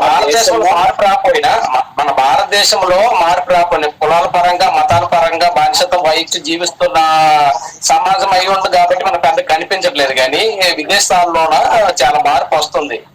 హేతువాదులుగా, నాస్తికులుగా మారడం అనేది చాలా ఇది వస్తుంది. ఎందుకంటే 2021వ శతాబ్దంలోన మనకి 2050 లేకపోతే 21వ శతాబ్దంలోన 50-50గా మనుషుల్లో బ్రెయిన్ అప్డేట్ అవ్వడం అనేది సాధ్యం అవుద్ది అనుకుని ఒక ఇన్ఫర్మేషన్ కూడా మనకు వచ్చింది ఈ మధ్యన.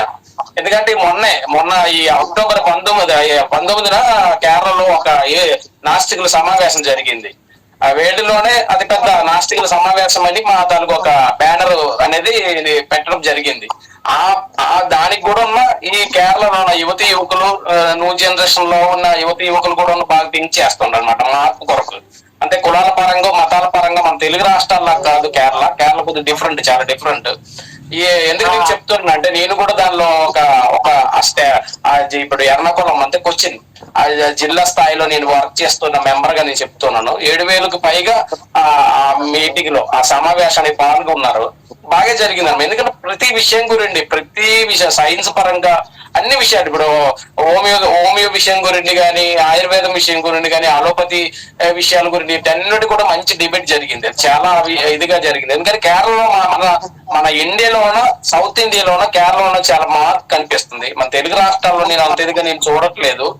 మనకి ఇప్పుడు మన నాటి వారు కొద్దిగా నాస్తికులుగా, హేతువాదులుగా మీటింగ్లు పెట్టడాలు ఇలాంటివి జరగడం కానీ యువతి యువకుల్లోకి ప్రభావం అనేది మనకి కనిపించట్లేదు. కానీ కేరళలో మట్టుగా యువతి యువకుల్లో, న్యూ జనరేషన్ లో మట్టుగా ప్రభావం అనేది కనిపిస్తుంది రాబోయే రోజులు. ఎందుకంటే ప్రతి సంవత్సరము కేరళలో, నేను వచ్చి 30 సంవత్సరాలు అవుతుంది కేరళ. ఇక్కడ 2018లో అనమాట ఈ లిట్మాస్ అనే ఒక పేరు పెట్టుకుని ప్రోగ్రామ్ స్టార్ట్ చేస్తున్నాం. ప్రతి సంవత్సరం ఉంది. ఫస్ట్ సంవత్సరము 2,500, 2,600 మంది దానికి పాలయ్యారనమాట ఈ నాస్తికుల సమావేశానికి. ఇప్పుడు 2025కి లిట్మస్ 25 అనేది 7,000 పైగా వచ్చారంటే అది ఒక మార్పే కదా. ఎందుకంటే దానిపైన ఇంట్రెస్ట్ ఉండడం వల్ల అదొక పెద్దగా. శంకర్ గారు ఇంకా ఇంకేమైనా ఉందా? నేను అదే ఇంకో విషయం, మన సత్యనారాయణ గారు చెప్పిన విషయము 9వ తారీఖున కేరళ వస్తున్నారని అంటున్నారు కదా, అందరూ వస్తున్నారు ఏంటి? నేను వస్తున్నాను, ఫోన్ లో మాట్లాడండి. శంకర్ గారు చెప్పండి. మీరు తప్పనిసరిగా కొల్లం వస్తే మా వాళ్ళు ట్రాన్స్లేషన్లు అంటే తెలుగులో మాట్లాడితే మీకు అది మలయాళంలో చెప్పడానికి అవకాశం ఉంటుంది. నేను ఉన్నాను. మాకు ఇక్కడ డైలీ మాకు మెసేజ్లు వస్తుంటాయి, వాట్సాప్ లో మెసేజ్లు వస్తుంటాయి. ఆ విషయం గురించి మాట్లాడాము, అన్ని సెట్ అయ్యి ఉంది ఇక్కడ ఆల్రెడీ. ఇక మీరు రావడమే లేట్. రవీంద్ర బాబు గారు రవీంద్ర బాబు గారు లైన్ లోనే ఉన్నారు. అదే చెప్తారా సార్, ఏమైనా మాట్లాడతారా?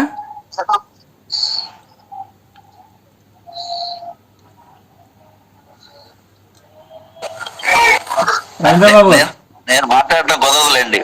ఓకే ఓకే ఓకే, ఇంకెవరైనా ఉన్నారా సార్? క్లోజ్ చేద్దాం, వైండ్ అప్ చేద్దాం. క్లోజ్ చేయండి. బుద్ధ విశాల్ గారు కృతజ్ఞతలు చెప్పండి. వందన సమర్పణ మీరే.